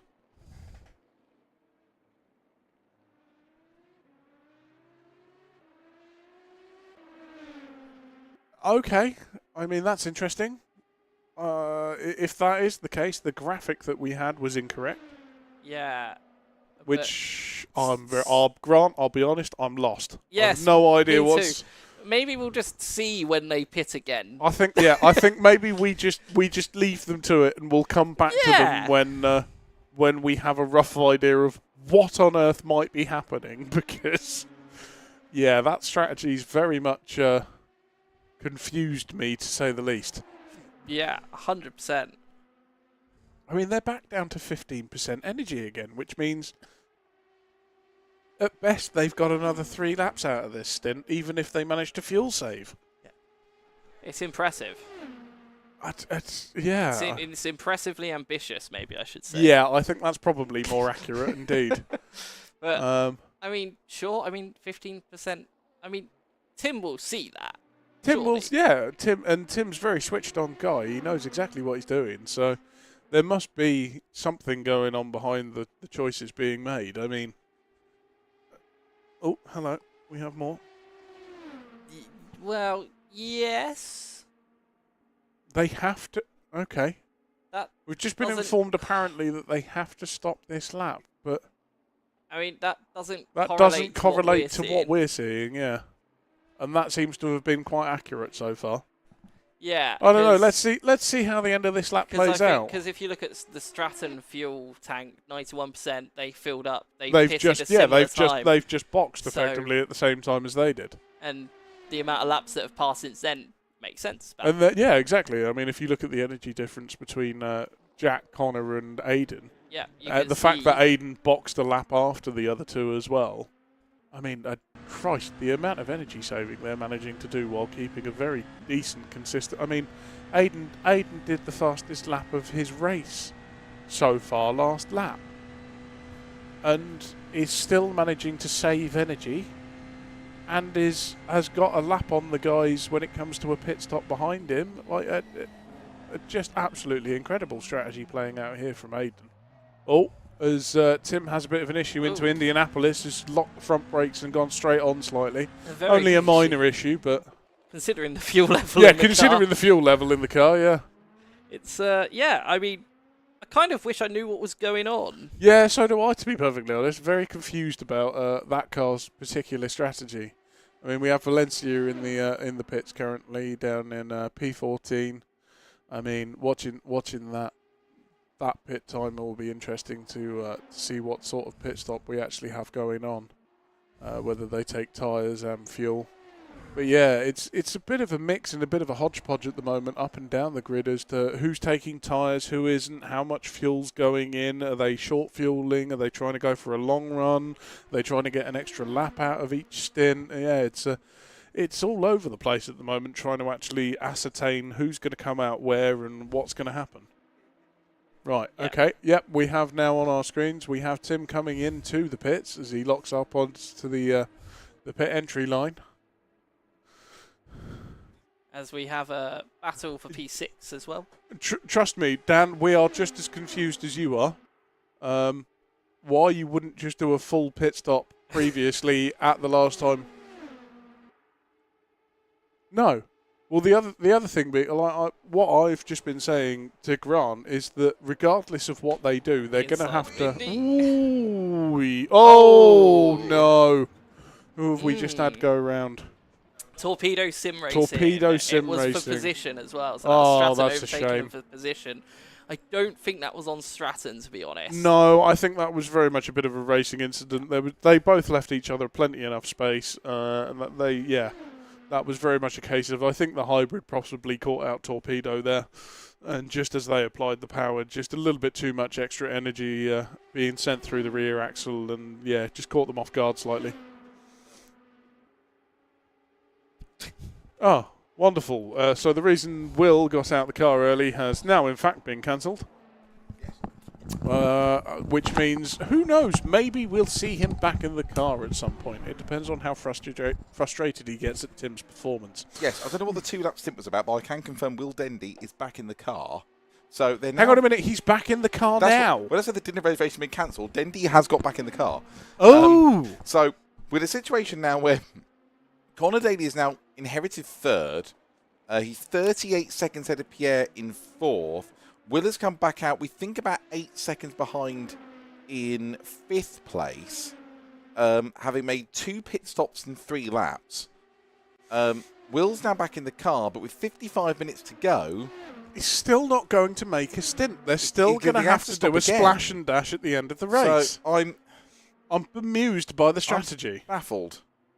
Here we go. Hang on a minute. Get in here. Come in here and put this headset on and explain what on earth is going on. Right. It's going to be easier to do this with him than with Will, to be fair. Sure. Can you explain strategically? Sure. Because obviously you've just run a 2-lap stint. No, we didn't just do a two-lap stint. We had a drive-through. Oh, there was a drive-through? Yes. Yeah. So I got into the car when there was about 8 out of the 10 points consumed for track limits, and so when I went in, which is why your track limits points have started again. Yes, exactly. Right. Okay. Yep. So it wasn't a. You do learn more out there than you do in here. This is like commentating. This is like commentating in a kibbutz. Yeah. There you go. So. And, yeah, long and the short of that is that I am just slow compared to Will. I'm about 4 seconds off him, at least. And so right, he's gone in to sort of try and get us back to at least in contention with Volkshark. In which case, I would like to apologise to you for the slander that we've committed in both of your names last half an hour. Thank you. Please don't sue us. You see, now you say that, I'm gonna call my lawyer. You know. Yeah. But yeah, no, that's fair. So no, there is at least some sort of So thought it behind was the just madness. track limits points. You got to drive Exactly through. that, drive through, and then we had to box two laps after that. And Right, anyway, which is okay. a little bit annoying, but yeah, we'll chase down Fault Truck now. But obviously, Will's now stopped now on a regular pit stop, and this Yes. it's going to be, that's still a long stint. I mean, you were going to do, looks like We're 4 still stops rather than 3 anyway. Yes, exactly that. So what we've done is that instead of trying to find a stop somewhere, we went aggressive with fueling. Yeah. And we've deliberately pitted and fitted. We filled up by about 54 litres or so. We have some more info. And has just done the fastest lap of the race on them. Yes, and Kai is still on the same set of rears that he started the race on, and they still have 90% life. And he's running for the duration. Thank you, John. Thank you, Ted. Sorry, Theodore. There you go. Sorry, Tim. Carry That's on. all right. No, so yeah, we will do a splash and dash last About 20 minutes to go, you reckon? Exactly that, Okay. and just do a bit of a sprint until the end. So it probably takes us a little bit out of contention for third because we think we're a bit out of sync with. But everyone. we're shaking things up in the situation you're in. But the Exactly drive-throughs that, obviously just derailed you a bit. Precisely that, which is a little bit of a shame. But yeah, we'll see what we can do with some quality style laps and try and catch that back now. No, that's great. Thank you very much, Tim, for coming and clear You're that welcome. up. Yeah, there you Again, go. please don't sue us. I I appreciate you. That's a lot of context. That I came out to watch your stop, and I'm like, this doesn't make sense. does not and make you've sense. just There made you it make go. sense. Yes, So, yeah. thank you very much for joining us. You're welcome. All By the best for Will. Is Will going to stay in for the end? No. You're going to go back for the last stint. I will do. Yes. Good. Yeah. Right. Enjoy Cool. it. Thank You're you going to very get much. the 4 or 5 laps. Make the most of it. Brilliant. Thank you very much, Tim. So that explains it solves the mystery of El Red Bandito. This is brought to you by Guinevere and Setaballs number 4. So, as John was just telling us, Aiden has just done a fastest lap of the race, a 3:23.0. The gap is now up to 21 seconds. He's double stinting these softs, and well, what I'm running out of superlatives to describe Aiden Carter's abilities. Jack obviously went to work his way towards the front, has tried to do a couple of different things with strategy, but even now, I've been looking at the fuel mileage, it looks like that Aiden's now got 2 laps on fuel on Jack, and he just needs to avoid making a mistake, which I can't see Aiden making because he doesn't make mistakes. Quite frankly, Grant's going to come in now and grab the other headphones, I think, and I mean, I've been watching just in terms of the fuel mileage and everything he's been doing. It's been a very Alex Palou running to a fuel number race, and well, what else can you say, mate? What can you say? Yeah, I've been full of superlatives for Aiden myself that last stint. Just seeing them able to just keep on saving fuel around Le Mans and making a lap on such a short race. Like, for a 6-hour endurance, you can understand saving a pit stop over someone else or like a lap or 2 of fuel. But at Le Mans, when so much of it is full throttle, I don't want to give everything away, but every time I go and look at Aiden's pod and look at what he's doing, the first thing I look at, other than lap time, obviously, is the fuel number. And every time he is hitting exactly the same fuel number. That is one of the orange Apex cars going cross country. The 26 car that's going to be, and I think that's Nick. No, Neil's not in the car. That's Rufus Howe's back in the car now. I think they've been doing back and forth and back and forth. I think that's Rufus coming into the pits. So hold on to this, Grant. I'll just go and see if that's Neil getting into the car. Yep, no worries. So as Dan is checking that out, we'll just do a quick rundown. Oh, Dan is back. Yep, that is Neil Harris getting back into the car now from Rufus for the last stint. But still 50 minutes, that's a long stint. They'll have some fuel saving to the end. Yes, yeah, they will. So another purple sector from Aiden, which is just, purple middle sector. 79. So he's done another fastest lap, 3:22.7. Jack's last lap was a 3:23. I mean, that's pretty much the fastest that Jack's been going, and he's lost over a second. Aiden is absolutely flying, even by his standards. That's mind-blowing. That's quicker than Pole was. That is the fastest lap of the day. It is, and by it's a long come way. an hour and 50 minutes into the race. Well, no one else. On double stinted softs. No one else has been in the 322s. No, that's... It's just another I think level. he's enjoying himself. Yeah, just a tad. And personal best sector 1, personal best sector 2 this lap as well. This could be the greatest day of our lives, quote Gary Barlow, but we won't go down that road. I mean, it feels like a quali stint run, this. But look at the percentage. You've got the percentage on the screen now, Grant. Yeah. 29.15. That is, I'm fairly sure, a 2-lap difference. Yes. And he's still been pumping in these lap times. Yes. I guess you just got to get it absolutely perfect because, like, with 48 minutes to go, with the only Jack reason and this might not be a fastest lap is he's got traffic. Yeah, that's a Oi! shame. Like, does deal with it nice Not and too quickly. bad. Here we go. But all More runs of a track wide limits. at the Let's have a end. look. Yeah, It's he a just lost a bit too much, but 3:22.9. still 20 Only. I definitely Only think they a lost 3:22.9. more. They definitely lost more than 0.2 of a second there, so that definitely would have been another fastest lap. Look at Mr. Dendy as well in the Bandito cars, just done a purple sector 1, a 31.4. Yeah, that is absolutely brilliant. But they've got another pit stop to make, so that is a genuine gap, and he's 53 seconds behind Pierre Delby for 4th, and he's what he was other drive-through. He's what over him.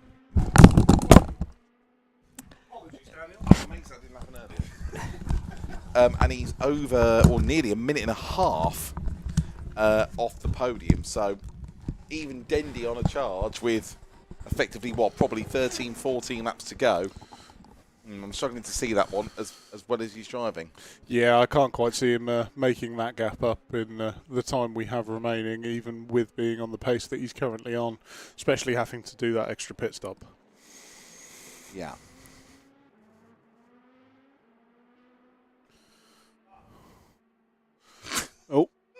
Oh dear. Something happening outside. I thought it took Mulsanne quite well. It was, yes. I didn't see the problem. I mean, he's only on a really, really good lap.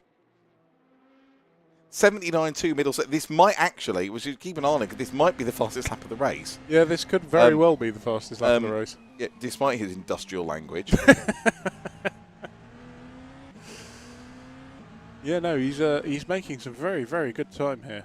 But that gap's not coming down as quick as I'd imagine he'd like it to, especially with the fact he knows he's got another pit stop coming. And also, I mean, Pierre just did a 3:24 too. The track's clearly, I don't know whether because of the daylight or rubbering in, but there's some really quick times going in now from everybody, not just the lead, not just Aiden in the lead. Yeah, the track must be rubbering in really well here, because I mean, for the lap times to be getting quicker and quicker, even now that the sun's come up. Oh, big hit through the Porsche curves there. Big hit on the wall on the exit of Porsche. You can't say he's not trying, that's for sure. No, absolutely. Putting everything on the line here. Well, see his lap time now. Grant has found another of those graphics that Dane forgot, so we can actually see this come through on the screen. Through the full chicane. This looks like a mighty time. This looks like an incredible lap. Yeah, qualifying was 3 hours ago, mate. Where's he going to put... Wow. Bloody hell. Wow. It got deleted for track limits. It got deleted for track limits. I think it was going to be... Oh, my God. It looked like it was going to be about a 21.9, and it's been deleted for track limits.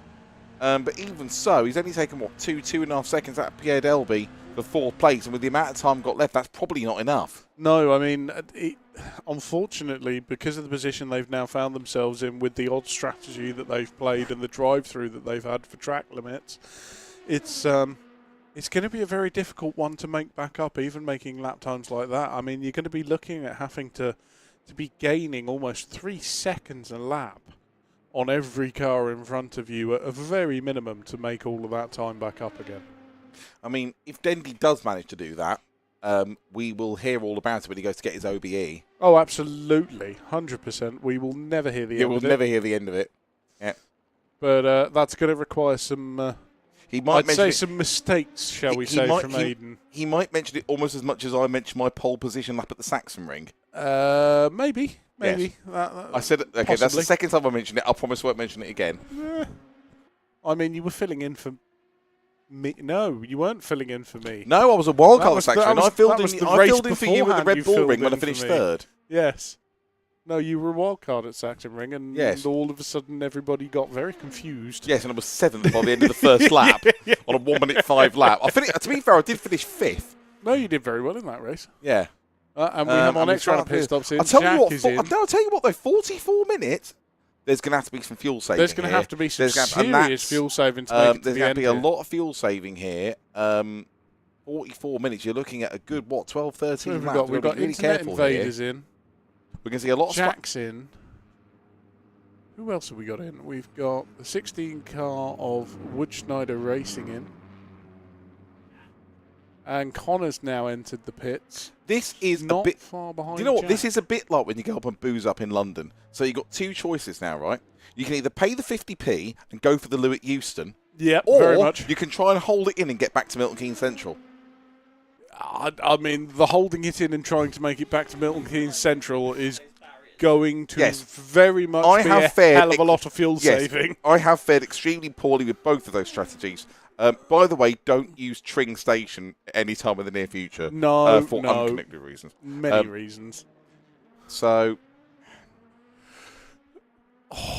this is going to get very complicated towards the end of this.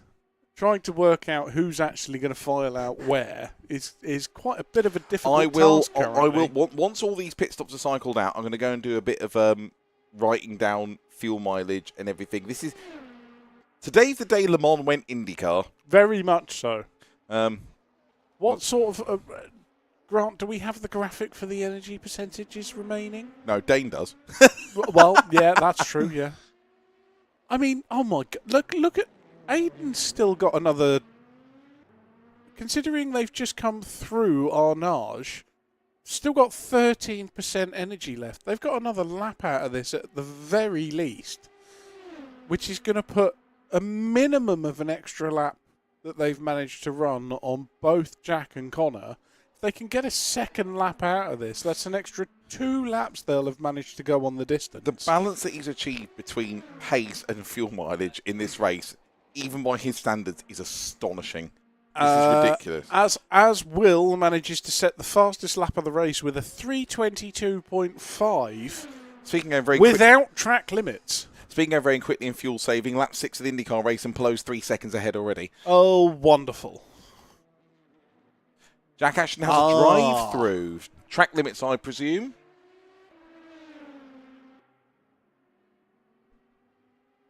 Or could be pit speeding. Apparently, yeah, by the sounds of things, there's a little bit of a discussion going on outside, and it sounds like speeding in the pit lane. Jack, do an Alpine, appeal it.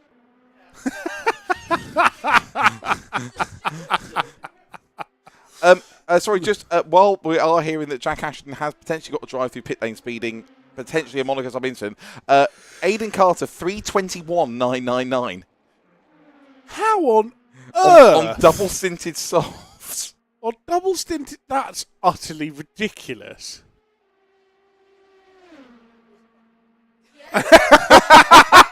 Sorry, I should have said that. Jack's within earshot and has just gone, what? Apologies, we're not paying attention. Is this we a now battle? have, Is yes. this a battle for position? This is a battle for position. That is. No, That's Will Dendy attacking Connor Daly for third.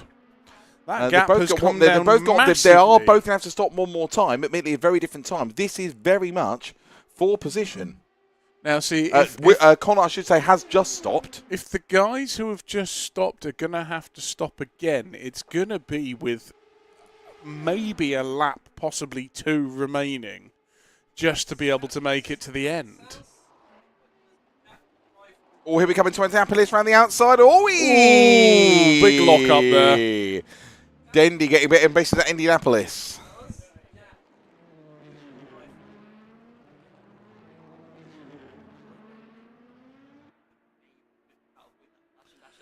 That is a very good point, Grant. I can't imagine. I can't from imagine one either, run through the pit lane.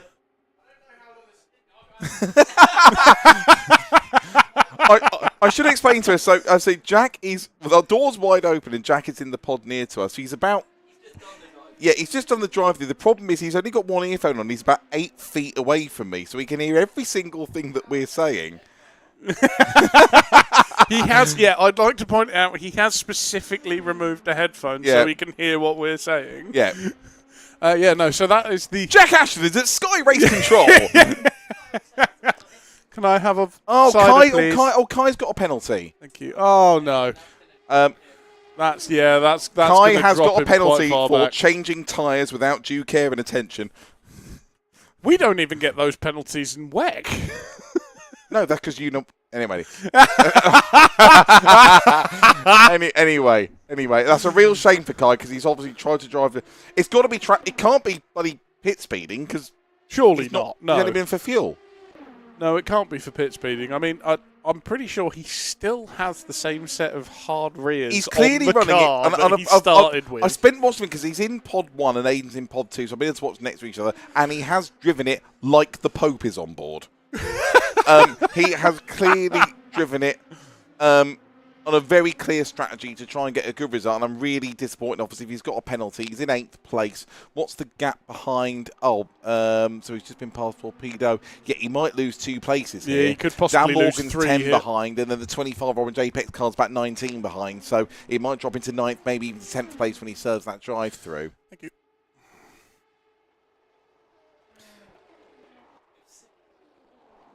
Yeah, that is also true. Well, of course he's going to lose 3 places if he overtakes someone beforehand. I can't believe after more than 2 hours of this race that has to be explained. Everything has to be explained around here, Daniel. You know that full well. I'll get crazy. Don't I'll do it. Don't do it. do that. No, I won't do that. So 37.5 minutes to go. We finally have Aiden in the pits as well. Aiden in for his final stop. Where on It should be quite a short one because he should be able to short fuel a bit because he's been saving fuel more than the Saudis, quite frankly.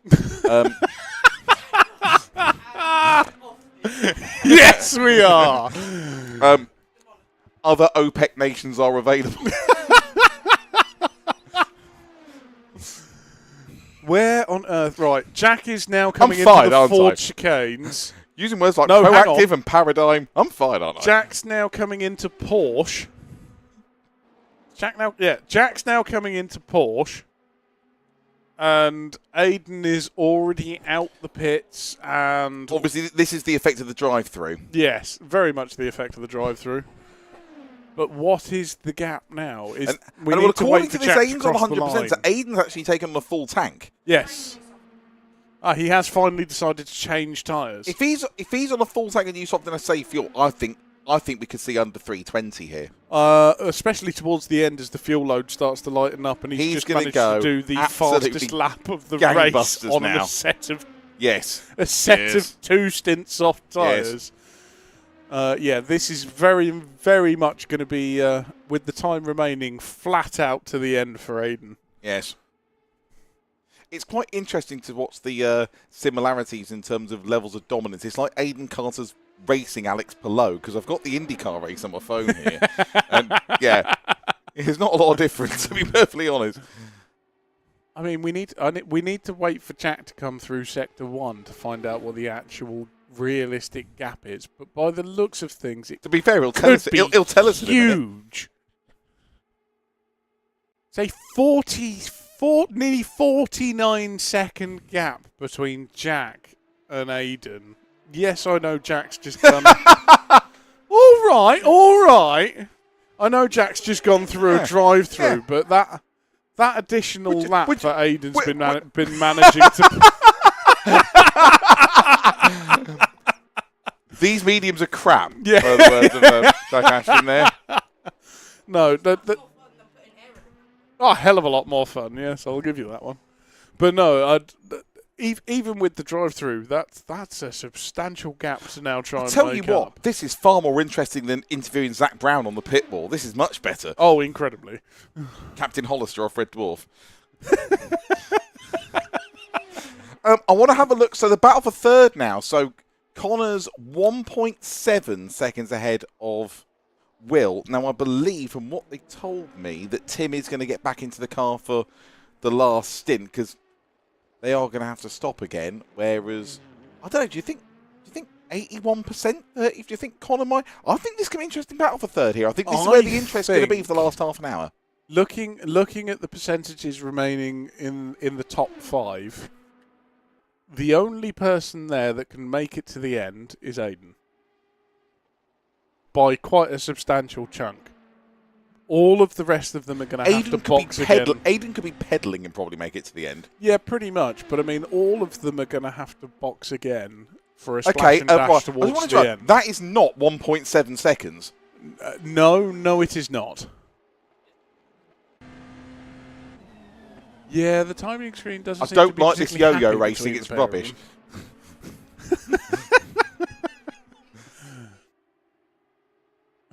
What back marker have we got coming up as well? Yeah, that's not Jack. Don't worry. 'cause No, I know Jack's it's not Jack. 30 seconds up the road.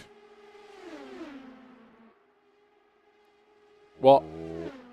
So here we go. It's not the first time Willers tries past Connor. We'll go for the inside. Well, we're outside for we're attempting Indianapolis again. Is Connor going to play the long? Connor's Yeah, going to play Connor's the gonna long game play here. the long game So Will here. Dendy moves back up into third position with 33 minutes to go, or as Will calls it, dessert.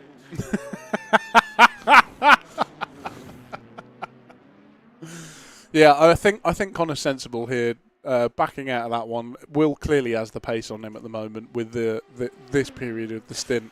The thing Much is, different fuel level here. Sorry as to well. interrupt, John. The thing is, obviously, we've got a fairly clear idea of what Will and Tim are doing in terms of strategy, and Connor's doing a thing. Connor might not. No, Connor In fact, he probably. doesn't, You're right. because To be he's- fair, he's- Connor probably doesn't Yeah. have that information, but Connor's a very sensible racer, and he knows. Connor, I have who to say, he's and I racing. want to touch wood here. If there's wood, that This might is, be te- wood. this is technically wood. It's Has actually driven superbly Connor's today. Connor's driven. I think this is the best race I've seen him drive today. He said he felt comfortable with the car, but I've not seen him put a wheel wrong. Yeah. Okay. Connor's Fair got short enough. fuel. So we're going to go. So for, he's going to stop again. Gonna In go which for an case, early stop and in short which fuel. case, that is for position. That is very much for position. It very much depends on when Connor comes in for his short fuel as well. Because, I mean, looking at the energy remaining, Connor can probably make it to within a lap or two of the end of the race here before needing to go for a Yes, splash definitely. and dash. Will and Tim will need to make a longer pit stop, undoubtedly, with 73 and 32 there.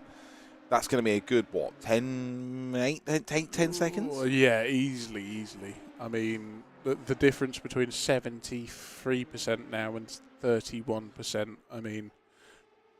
Just to clarify, Connor in fourth, because you can't see on the screen now. So Pierre Delby's in fifth. He's 14.5 seconds behind Connor in fourth. And then it's another 10.5 back to Henry Lynch in the Stratton car in sixth place. So Again, great showing here by Pierre. Yeah, and also I'd like Very to... consistent. And also we've got, six cars. I mean, Henry's in sixth. Henry Lynch is in sixth place. And he's, 147 off the lead after 2 hours and 9 minutes. I think that's really good. I personally we're think that's seeing excellent. some cracking driving today. We really Especially when you take into account the type of people that you're racing against here. You've got the likes of Jack and Aidan and Connor, who are all veterans around Simply Race and are incredibly quick.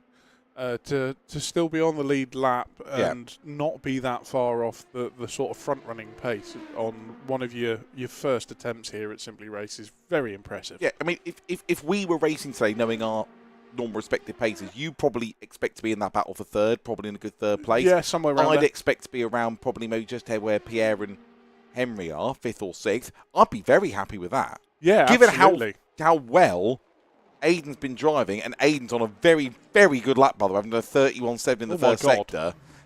Yeah, I'd be very, very happy with that, just to stay on the lead lap and be up there. So, absolutely. I no, mean, there has. Once we got good 321.7 by Aidan Carr, so we go on into the nearly last half an a full hour, tank of fuel. and then 90.8 on nearly a full tank. I think we might see certainly a 320. Absolutely. Maybe even a 319 when we get to the end before of the end this, of the race. When we get to the end of this, with a couple of laps to go, and the fuel loads have become as low as they can be, okay, the tyres might be a little bit shot, but we've conceived throughout the course of this race that the tyres are holding up quite well. Excuse me. We are very much going to get some seriously fast lap times here. Yeah, I think so. We go into the last half hour of the Simply Race 24 hours. Aidan Carter and Chuck Ashton first and second. That looks fairly settled. The big battle is going to be for third between our Red Bandito, between Will Dendy. We understand he's going to hand back to Tim Wise once he makes the last stop. and between Fault Shark Racing, Connor Daly, who we believe is going to make a splash and dash for the end of the race. Yes, John? Tim Lane. Tim Lane? Yes. I've been saying Tim Wise the last 2 hours. Yes. Thank you for letting me know. Yes, I have attempted to advise you over the past 2 hours. However, Thanks, Jeff. never mind. I'll tell you what, Will made an absolute mess of the full chicane there. He's lost a lot of time in that last sector. Yeah, Connor's right on the back of him again. Yeah, lost a lot of time, nearly a full second. So I think Connor's in a good position here. But there could be pressure on him in the last couple of laps. Yeah, Connor's in an excellent position here to be fighting for the podium. It very much depends on how Will and Tim play their strategy out here as to who short fuels, who goes early, who takes tyres. There's a lot to play out here for the podium positions. Route Rouge onto the Mulsanne Straight. Once again, Grant, do we know how many laps they've completed? I'm guessing probably around 40, but it'd be nice to know. That's an excellent question. You got all these numbers and everything. Every it's number like in the looking at the world. bloody matrix scrolling down. How many laps we completed? Don't know. How many laps completed? How many laps completed? Yes, lots, ever so many. Go for a quick find Annabelle to go for a quick wander. It'll say on Aiden's screen how many laps have been done. No, I can see it from here. No, it doesn't. It says the same as what it says here. Someone go and have a look at Aiden's screen. It will tell us how many laps they have completed. Good idea. Hold on, I'll hold this for you a second.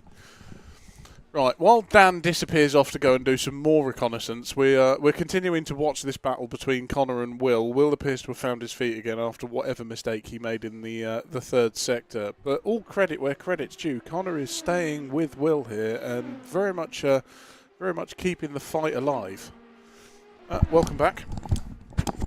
How many laps? Aiden's just coming to the end of his 38th lap. Okay, fair enough.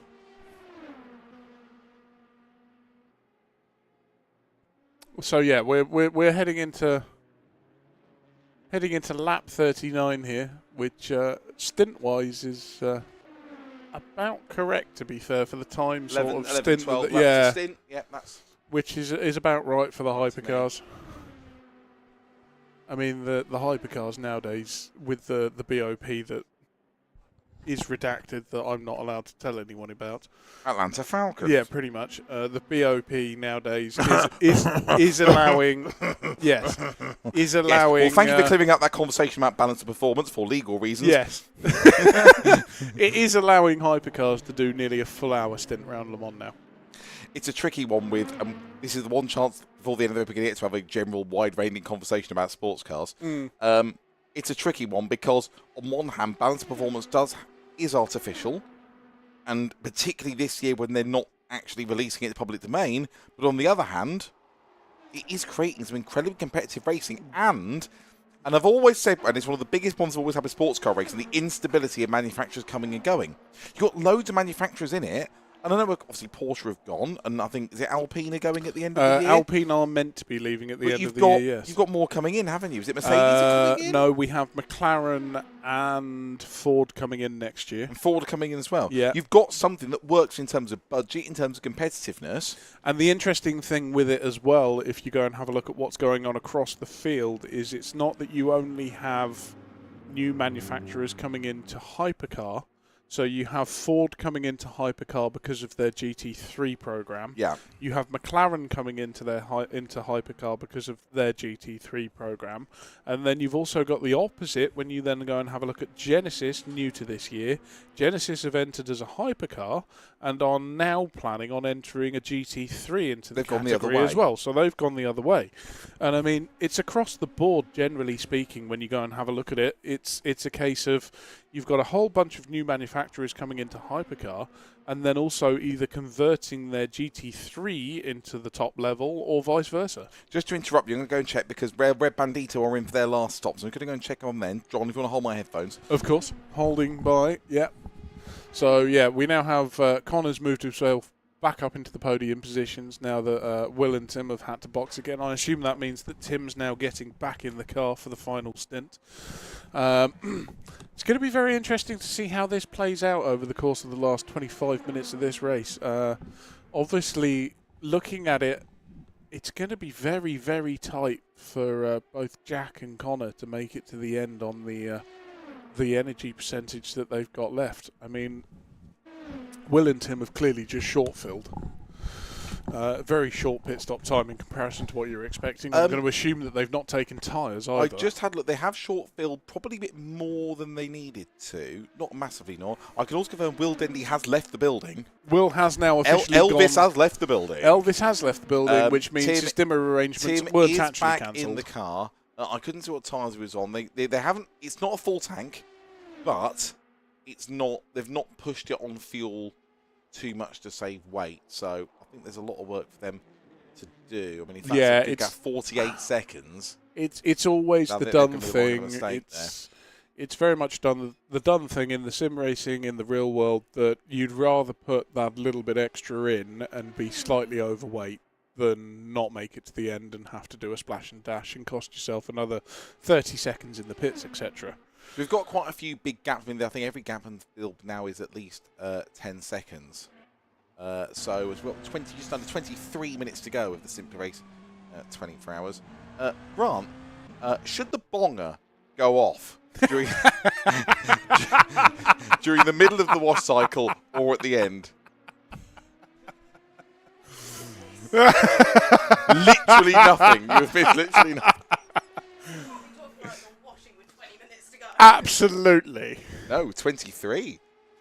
Well, now see, Also, you can't complain given what you're doing. moving on from when the bonger go off during the washing cycle. Yes. My question is, having experienced it a couple of years in a row now, Yeah, go and should the fireworks go off at midnight or halfway through the race? Because they always go off at midnight, which is nowhere close to halfway through the race. I'm going to stick with midnight for 2 reasons. No, 3 reasons. 1, because I think they should, and everything I say is right per se. No. 2, because me being relatively new to sports racing in Le Mans, I knew they were going to be at midnight. And 3, because this year's race there was a safety car at 10 to midnight, and it was really convenient. At one point, I thought we were watching it together, Annabelle, because Annabelle's just going, we threw the safety car, and I went, well, you know what? Oh, that's handy. And I went, in the words of Alan Partridge, there's going to be a Pyrotechnics end light show. And at midnight, there was light. Right. Haphazard safety car deployment versus when the fireworks go off is not a reason for the fireworks to go off at midnight. Once Liberty get hold of WEC properly, don't say things like that. Yep, you will be getting fireworks safety cars. Well, I won't, because I'll be working in IMSA.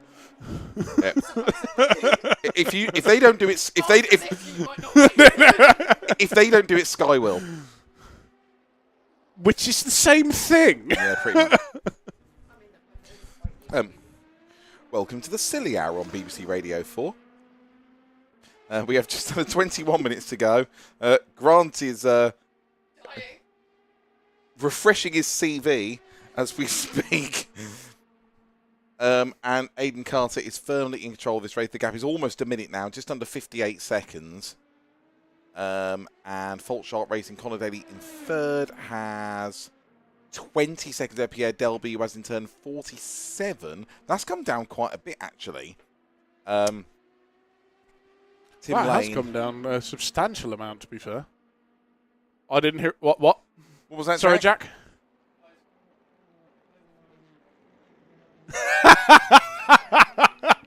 Right, so we're... Hang on. Are you saying this is our fault?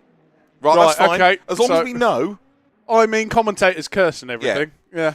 So Jack Ashton's under investigation. No, he's not. He's not. He's not under investigation. investigation. Trying to wind me up back. So, which is, how do you know one more team's got to pit if you don't know who it is? I was about to say, I'm not entirely, I'm not entirely confident. HBE in 14, which I think is, they've just come in. They're in now. I'm not entirely confident that most of these teams are going to make it to the end on the energy that they've got. Aiden definitely will. 40%, 19 minutes. Jack will probably make it. Will... Henry...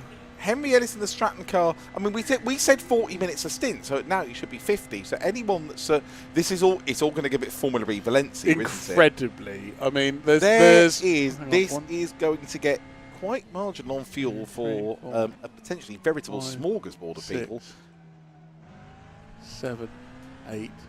There's only about 9 cars that I reckon can make it to the end on fuel, and that's if Jack fuel saves like mad. So this could get very interesting very quickly. Colin, if you're watching, go and make your cup of tea now. so you're back in time for the last 10 minutes. There's caution in the IndyCar race because of, I don't know, probably a mannequin's fall on the track again like last time. Yeah, that's entirely possible. There could be more than one mannequin.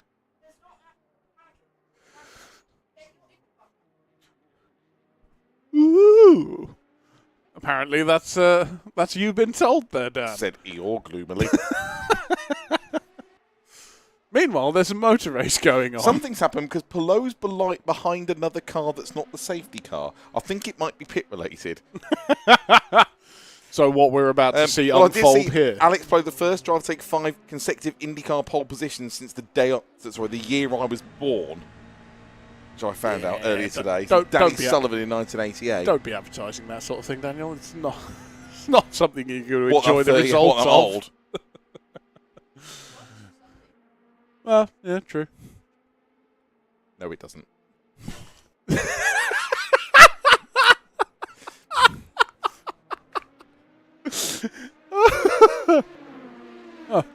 Right.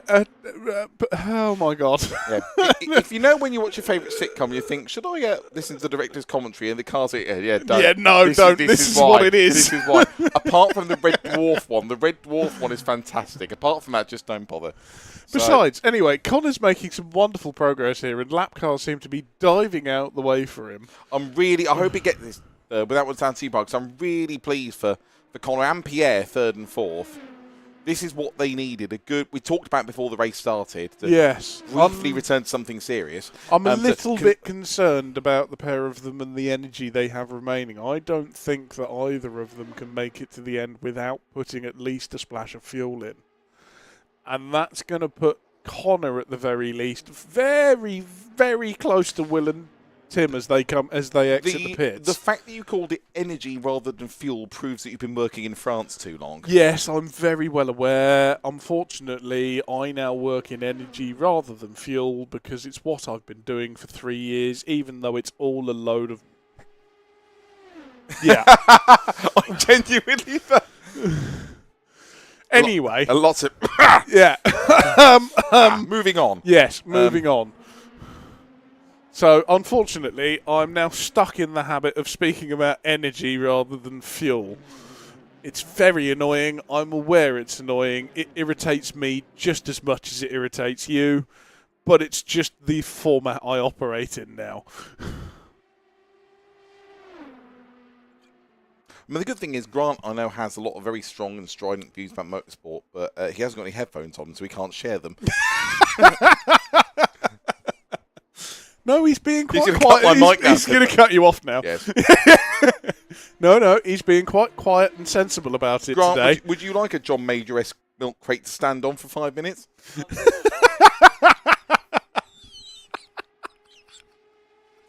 So, 15 minutes left of the Simply race, which, in the words of David Mitchell, has very much reached maximum Peter. Yes, very much so. Who? Oh!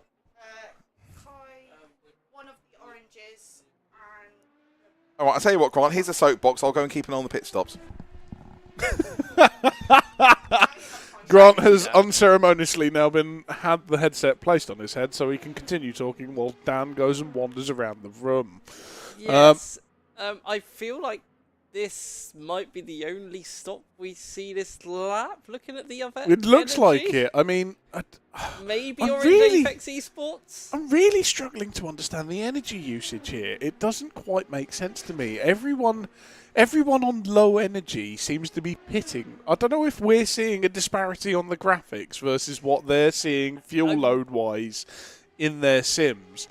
But that seems to me to have been relatively accurate throughout the race with what we've been seeing of like 100% down to when they've been pitting.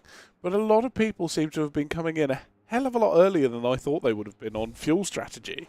Yes, and one thing I've noticed is that Jack has saved 3% fuel compared to Connor when they both started that last stint. They were basically on the same fuel load, so Jack's managed to save a good amount. Absolutely. As he's been sat there listening to us, telling him that he needs to. Yes, maybe we don't know about enough yet, but you've definitely saved some. As he's been sat there, as he's been sat there listening to us saving, talking about fuel saving, etc., etc. He has now implemented that after listening to the commentary, maybe telling him truth, maybe telling him lies. We don't really know. We don't actually know what's happening. So he's done a very good job of fuel saving. I still don't know if he's got enough to make it to the end, mind you. No, Orange Apex Esports in this lap as well. A fairly quick stop, just a splash and dash, I imagine, with that one. I think we're going to be seeing a splash and dash from at least Connor. Probably. Is really burning fuel. Yeah, Connor's really, really burning fuel. Considering how good he was at the beginning of the race, keeping pace with Aiden and saving fuel at the same time. The last lap he was equal to Pierre. And now he is 3% worse off than Pierre. Yeah, I'm wondering if he's trying to put the foot down.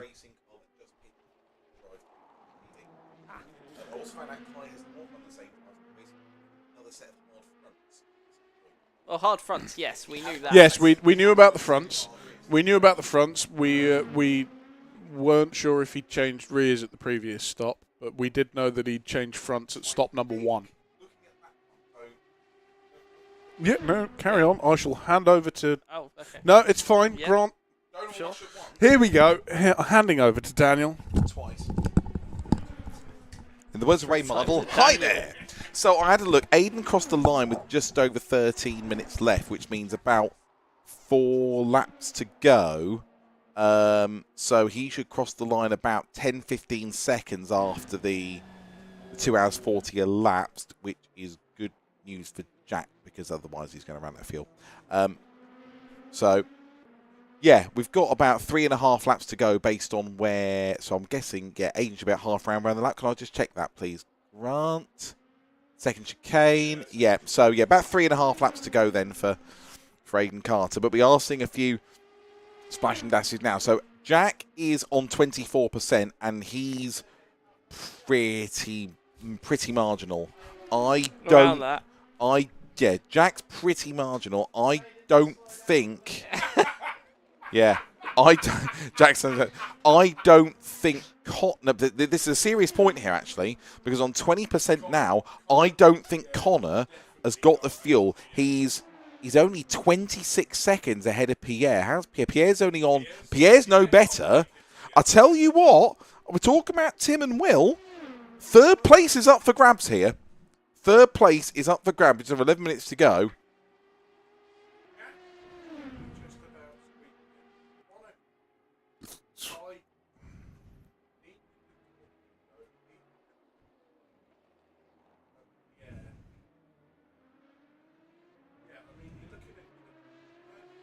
Yeah.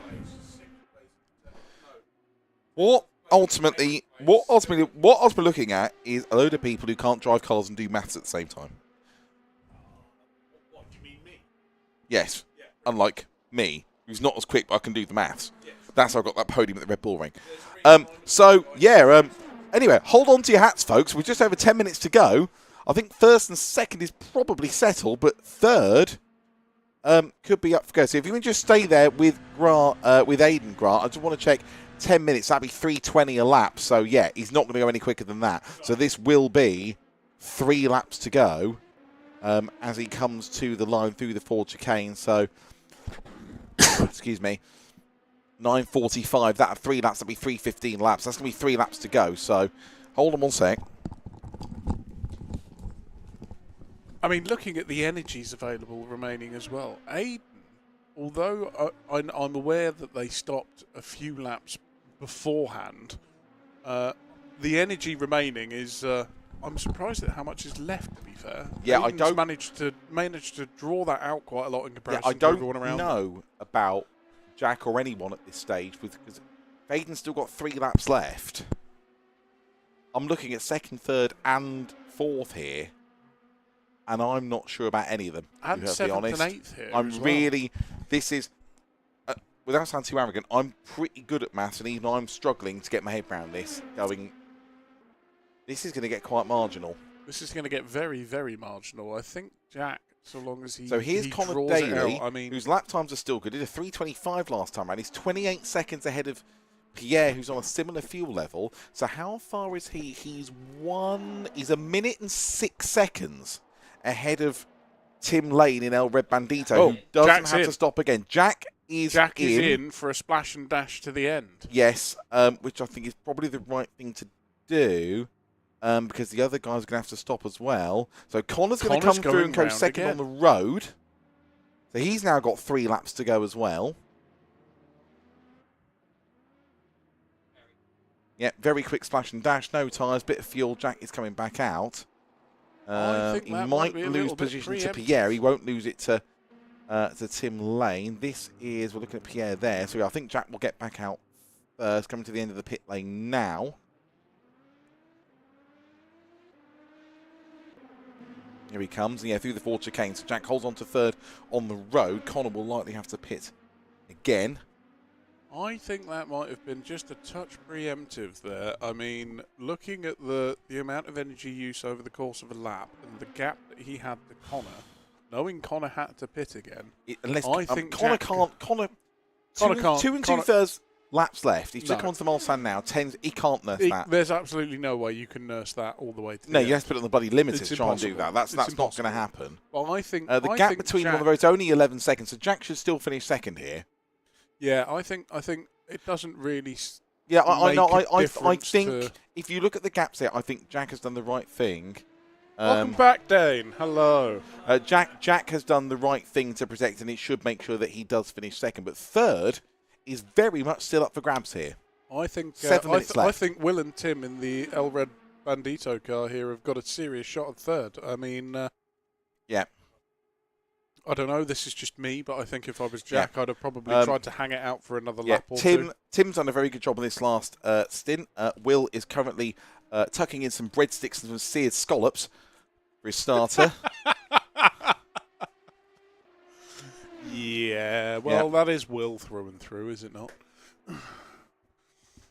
No, I'm looking forward to how this plays out. I think, personally, if I was Jack, I'd have probably hung it out a lap or two more. Yep. With a 30-second gap back to Connor, there was Yep. plenty of time to fuel save. Dane is back, so all the interval graphics have gone. We've had fuel for the last hour. Yeah, we've had fuel for some time. We're talking about the interval graphics that appear at the bottom of the screen. So, Sort 6 of, yeah. minutes to go. So Aiden should be on his penultimate lap now. We're looking at Connor. So he's got 2 more laps to go after this. He's on about 8%. He's going to have to pit. He's going to have to... was that Connor going through? No, that was No. no, that was going somewhere else. Connor was coming out to Indianapolis. Yeah, I was about to say. It's the lighting again. The lighting's confusing me. And Orange I'm is red, red assuming- is orange, And I'm assuming yellow is Pierre is going to have to stop as well. green. I would say, This yeah. could be really, really close to 3rd, 4th, and 5th here. You're definitely going to have Connor, Pierre, Kai. They're Yep, all yep. going to have to box. Yeah, I had definitely been confirmed that Pierre is stopping this lap. It's almost certain that Connor will stop this lap as well. Connor Let's go has for to stop this one lap. lap. Absolute mad one. Aiden's already on to what will be the penultimate lap of the race. So is Connor coming in? And yes, here he comes now.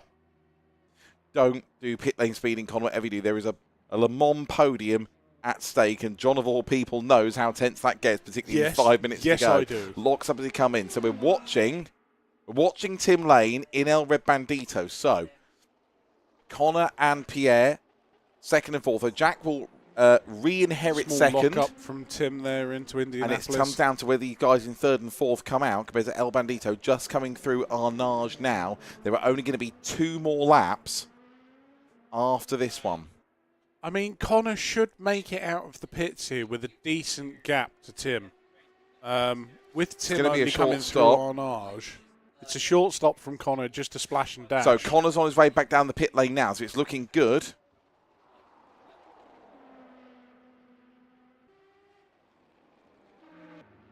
Penalties Here being comes handed Connor, out.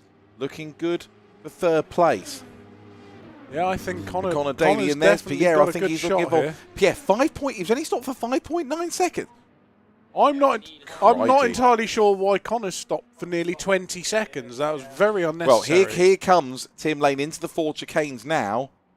So I think third and fourth. Well, I'm not sure about Pierre's going to be under pressure. I think Connor's going to be okay. Connor's going to but be I think perfectly Pierre's going to be fine. under pressure for fourth. No, Pierre's still got a decent Here they come. gap 2 here. laps to go for these guys. Pierre has got back out, but those tyres are going to be cold. Got to get them warm. Gap's what? Probably 5 or 6 seconds, maybe. Oh my Good word. lord, 78.7 middle step 8. His first sector was good as well, so I think Amy might get one in the 320s. Yeah, I think it's coming. It's definitely coming. But it looks like that splash and dash may work out quite well. Here is Aiden coming to the end of what will be the penultimate lap of Simply Race Le Mans. Here he comes to the line. Is it going to be in the 320s? Coming up to the line I don't now. think we're going to quite... 321.5. It wasn't quite That's as good, and this is the last lap of the still- race. That's still qualifying levels. And of to understand his pace fuel, right there. to understand his fuel saving, he's still got 17 laps. He's got the same level of fuel as Jack, and Jack stopped. Yes, the level of fuel saving that Aiden's managed to achieve here is utterly ridiculous. Mind-blowing that basically he is a splash and dash ahead of Jack. Yes, on to the guys coming out in front of him. I Grant, think are you doing it's, podium couch-based interviews? Well, I assumed you were going to know what you're doing. You're in charge, nominally. Yes, fair enough. That's just what I know to hand over to you. What would you like to ask them? If you could have an emotional support animal,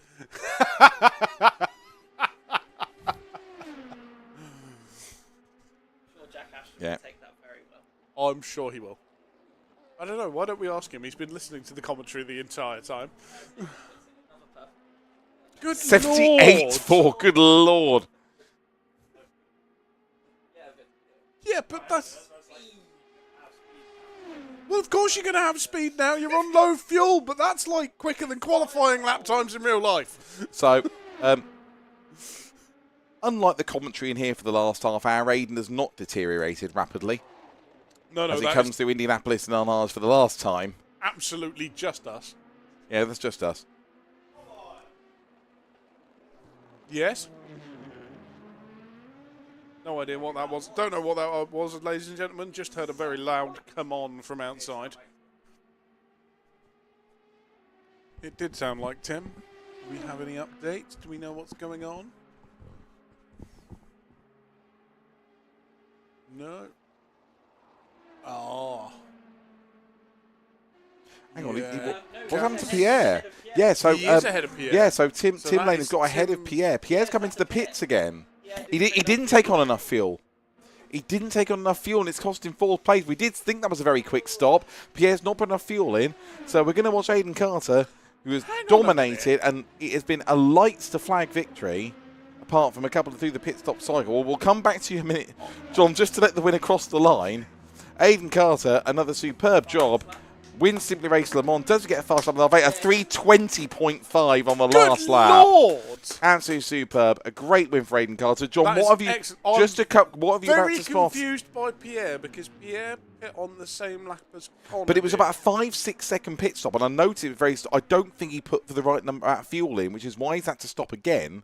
But how on earth has Pierre had to stop before? Right, so Pierre started his stint and pitted at the same time as Connor.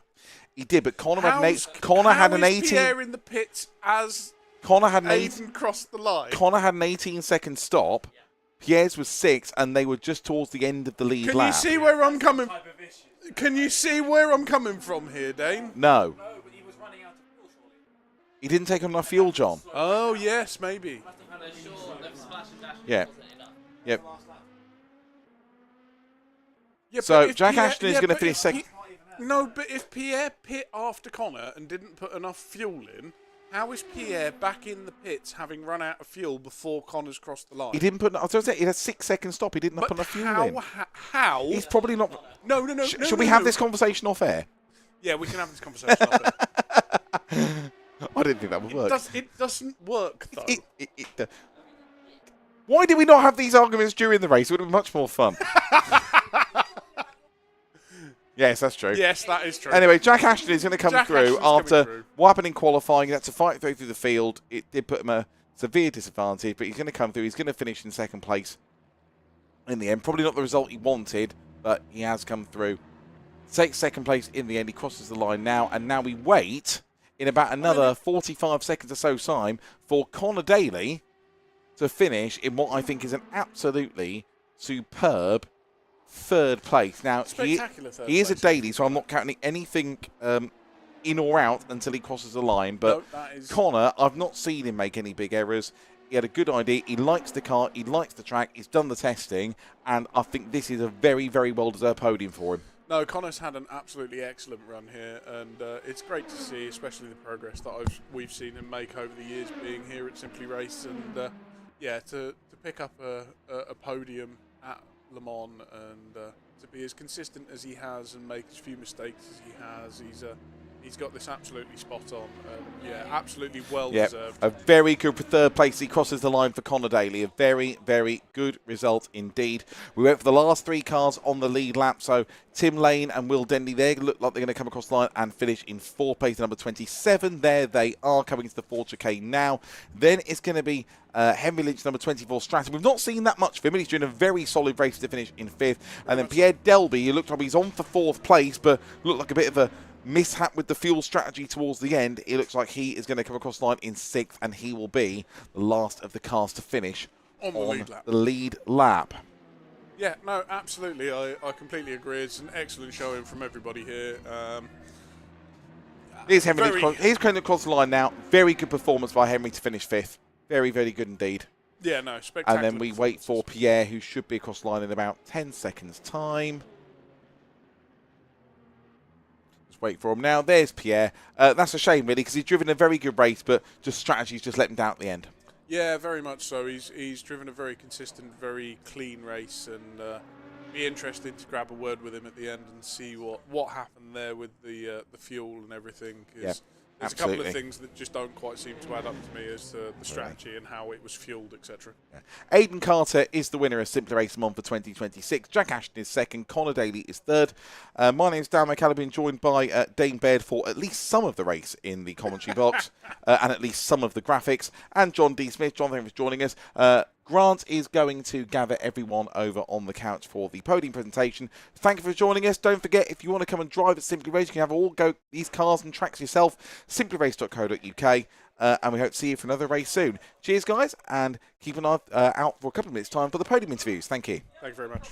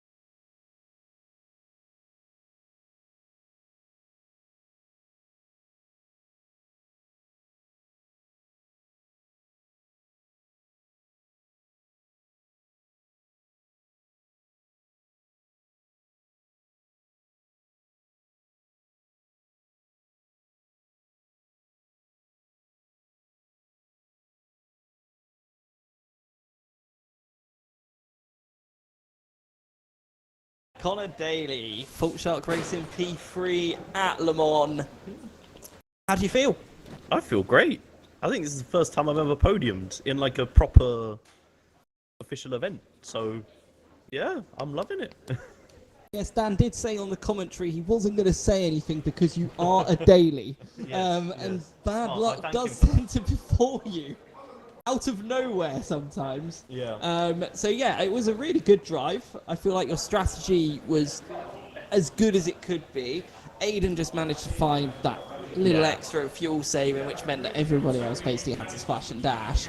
But still, you managed to put the right amount in. Unfortunately for Pierre, I don't know if you know, but they didn't put enough fuel in. Had to pit again near the end of the lap, like literally on the last lap. So dropped down to about 6th place, which is painful. But you did manage to hold off the Red Shell Bandito, Red El Bandito car. El Red Bandito. El Red Bandito, yeah, Something like it's that, an interesting team name. So you did hold them two off, and Will Dendy was flying at points. I have to ask, did he get a drive-through penalty? Because he seemed to come in, because I knew coming to the end they were doing a weird strategy where they were offset from the rest of us. And I knew that at the end he was going to come in, and then I was going to come in later. But he came in, and I thought maybe he's doing his short fuel now, and then he's going to just pit normally. But he came in. Did he get a drive-through or something? Yes, he did. I think it was track limits. When Tim got in the car, Will had used 8 points out of 10 maximum points. So Tim didn't have much chance to run off circuit, unfortunately. So yes, that is the reason why they randomly pit. Well, I'm very glad that you're happy. I'm going to try and get Jack Ashton in next to the sofa. I will stand up. I'll try and stop my knees Thank you. killing me. Yes, But well done on P3, your first podium. I hope you enjoyed it, and really good drive. So bear with us as we get. Hi, Mum. Hi, Dad. there we go.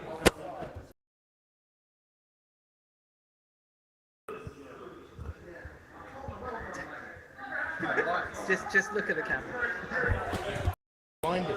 Hello, Jack. Right, so started all the way down the field. Had some interesting shenanigans coming across a car that crashed at Arnage. Probably wasn't what you were expecting, but do you think that's the best you could have done today, P2? No, absolutely not. I mean, there's always stuff to improve. Obviously, knowing that I could use the softs, I think would have been a nice touch. Seeing the lap times, I'm like, I wouldn't have done that on the medium.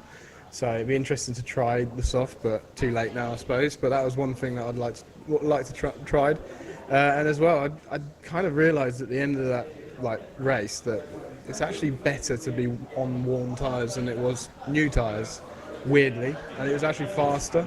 So I would have been inclined to just keep not pitting, and I've just heard that Aiden just triple stinted the softs, which okay. So the whole strategy would have been a whole new ball game, and obviously just doing a qualifying lap would have been all I needed. But that was my biggest downfall, I think. If it wasn't for that, then I'd probably had a bit more of a better race with Aiden. But he definitely had a good lot of pace. I don't think I would have beat him. He was fast today. I think Aiden was just on another level sometimes, but you were very quick at times too. But it was crazy because we'd see you put in a personal best middle sector, and then Aiden somehow just on a non-personal best lap would just be finding 4 tenths in middle sector every lap. It was everywhere else around the track you were equal. Right. Just that middle sector, but Aiden had that over everybody. So it's no idea how they found that. It's from Tete Rouge down to basically the Mulsanne corner. So it's literally just the 2 chicanes and the long straight. So they must have been just nailing the chicanes absolutely perfectly. But I do wish that you would have started up front. I do think we'd have had a really awesome battle between the two of you. And I think that you wouldn't have let Aiden pull away at the start of the race. Yeah, I think as well he had the ability to do the fuel saving strat as well, because he had the space and time to do so. So with me around, it might have been a whole new ball game, which we would have never have known until if we did it again. But yeah, look, I think he got the pace. He definitely showed that today, and it'd have been a pretty hard battle even if I was starting at the front. So I think I'd have struggled. But yeah, it was a good race. Enjoyed it. Good. Glad you enjoyed it. One of the few people that seems to really enjoy the car. Your compatriots in the El Red Bandito, whatever you want to call them, both of them seem to really not get on with the car. and complained about it quite a lot, but they still did fairly well to finish. I think P4 in the end. So they got Pierre Delby, who unfortunately had to do another splash and dash at the end of the race. I'm not surprised. They're putting like 2 laps before me, and I wasn't really fuel saving that much. So they must have been just going for it, and yeah, it wasn't the right strategy. Obviously, I soon realised when my fuel numbers in the first stint was pretty tight to the extra lap. I realised I'm gonna have to save it a little bit more. So that first stint, I tried to save a bit. And in that second stint, I knew as soon as I was pitting on the same lap as Aidan that he was on the fuel-saving strat, so I thought, I've got to try and join him here, but he did 1 extra, so yeah, I had nothing on it. So, well, thank you so much for joining us, and great drive, nice recovery. Maybe next time it'll be a nice battle between the two of you. Yeah, I just need to come here more often. It's been so long. I've not driven R-Factor for donkeys, so it's kind of been a bit of a new learning curve again for me, but yeah, I've enjoyed it. It was good fun. Glad you enjoyed it. We're going to try and get Aidan across now. If you want to come over, Aidan, wherever you are. Hello. I'll try and make it short and sweet for you, because I know your voice is... It's okay, it's not better than it... Yeah, it sounds really better. I don't know, maybe if I sweat out. So, we are now joined by race winner Aidan Carter. Aidan, where do we begin? I mean... We've run out of superlatives in the commentary box. Whenever we thought we'd seen it all, you would save more fuel, you'd set another insanely fast lap. But I have to ask you, what was your secret in Sector 2? Because every lap you had about 4/10 on everybody in there. I don't really know, if I'm completely honest. I do think I'd managed to find a good rhythm when it came to the braking for the 2 chicanes, and especially the Mulsanne hairpin. I think the hairpin was really tricky in the braking zone, so I think I'd managed to get those locked and was in a good rhythm, so I knew what I was doing each time, and I was kind of fuel saving at the same point every single time, so it became kind of quite natural. But it wasn't, Sector 2's mostly straight, so I was kind of surprised that that's where I was gaining most of my time. A very great strategy as well to be able to save those extra laps that meant you just didn't have to fuel save at the end. You could just go to the end. I thought that was quite incredible, really, and don't think anyone else managed that. So when did you realise that was your strategy? I think halfway through the second stint, I'd pushed quite hard at the start of the second stint because I saw the Bandito team were kind of catching up to the back of the group of the 3 of us, and Jack and Connor were kind of slowly closing in, so I started pushing, and then I quickly realised that if I could just save a little bit extra, I was on like 6.8 laps of fuel. If I could get to the 7, then I could be a lap ahead of everybody else, so I just fuel saved quite a bit in the second half of the second stint, and then that just offset me to everybody else, so that was kind of what I realised what I needed to do. Fantastic strategy, a fantastic drive, and the fastest lap on the final lap after setting quite a few fastest laps in that final stint.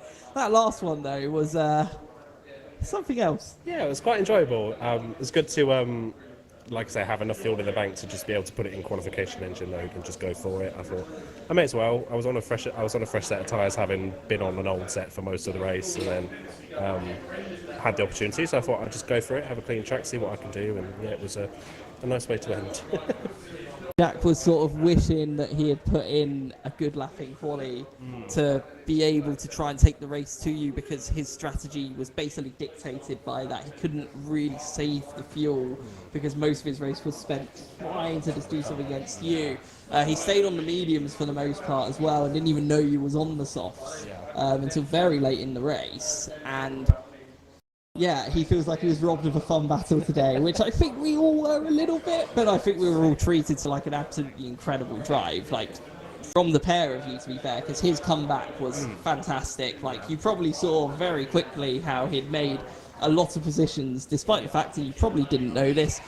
He was involved in another driver's crash who lost it at Armage, came across the circuit and basically caused a sort of roadblock, which he lost about another 10 seconds or so. So to be able to get as close as he did, I think was quite a valiant effort. But hopefully in the future we'll see the two of you lock in horns. Hopefully going to try and tempt him to come to Sebring. It happens next month. Keep an eye on that soon. Hopefully we'll see you at Sebring as well. But yeah, that's just anything you want to say before we sign off. Yeah, I'm kind of similar. It's kind of a shame that we didn't get to have a proper good fight, because I feel like every time me and Jack come here, something goes wrong for one of us, and we're never really able to race on track together. So hopefully he can come to Sebring. I'll definitely be there. So hopefully he's able to make it to Sebring. That'd be a really, really good race as well. Back into cars that I'm not as gelled with as hypercars. So that'll be a bit more of a tougher fight. And shout out to my mum and dad who are watching right now. Awesome. Well, that's lovely. And yes, and obviously happy Father's Day as well. But yes, thank you all for watching at home. Really hope you've enjoyed it. We will see you next month at Sebring. Keep an eye out for the dates on our website. Good night.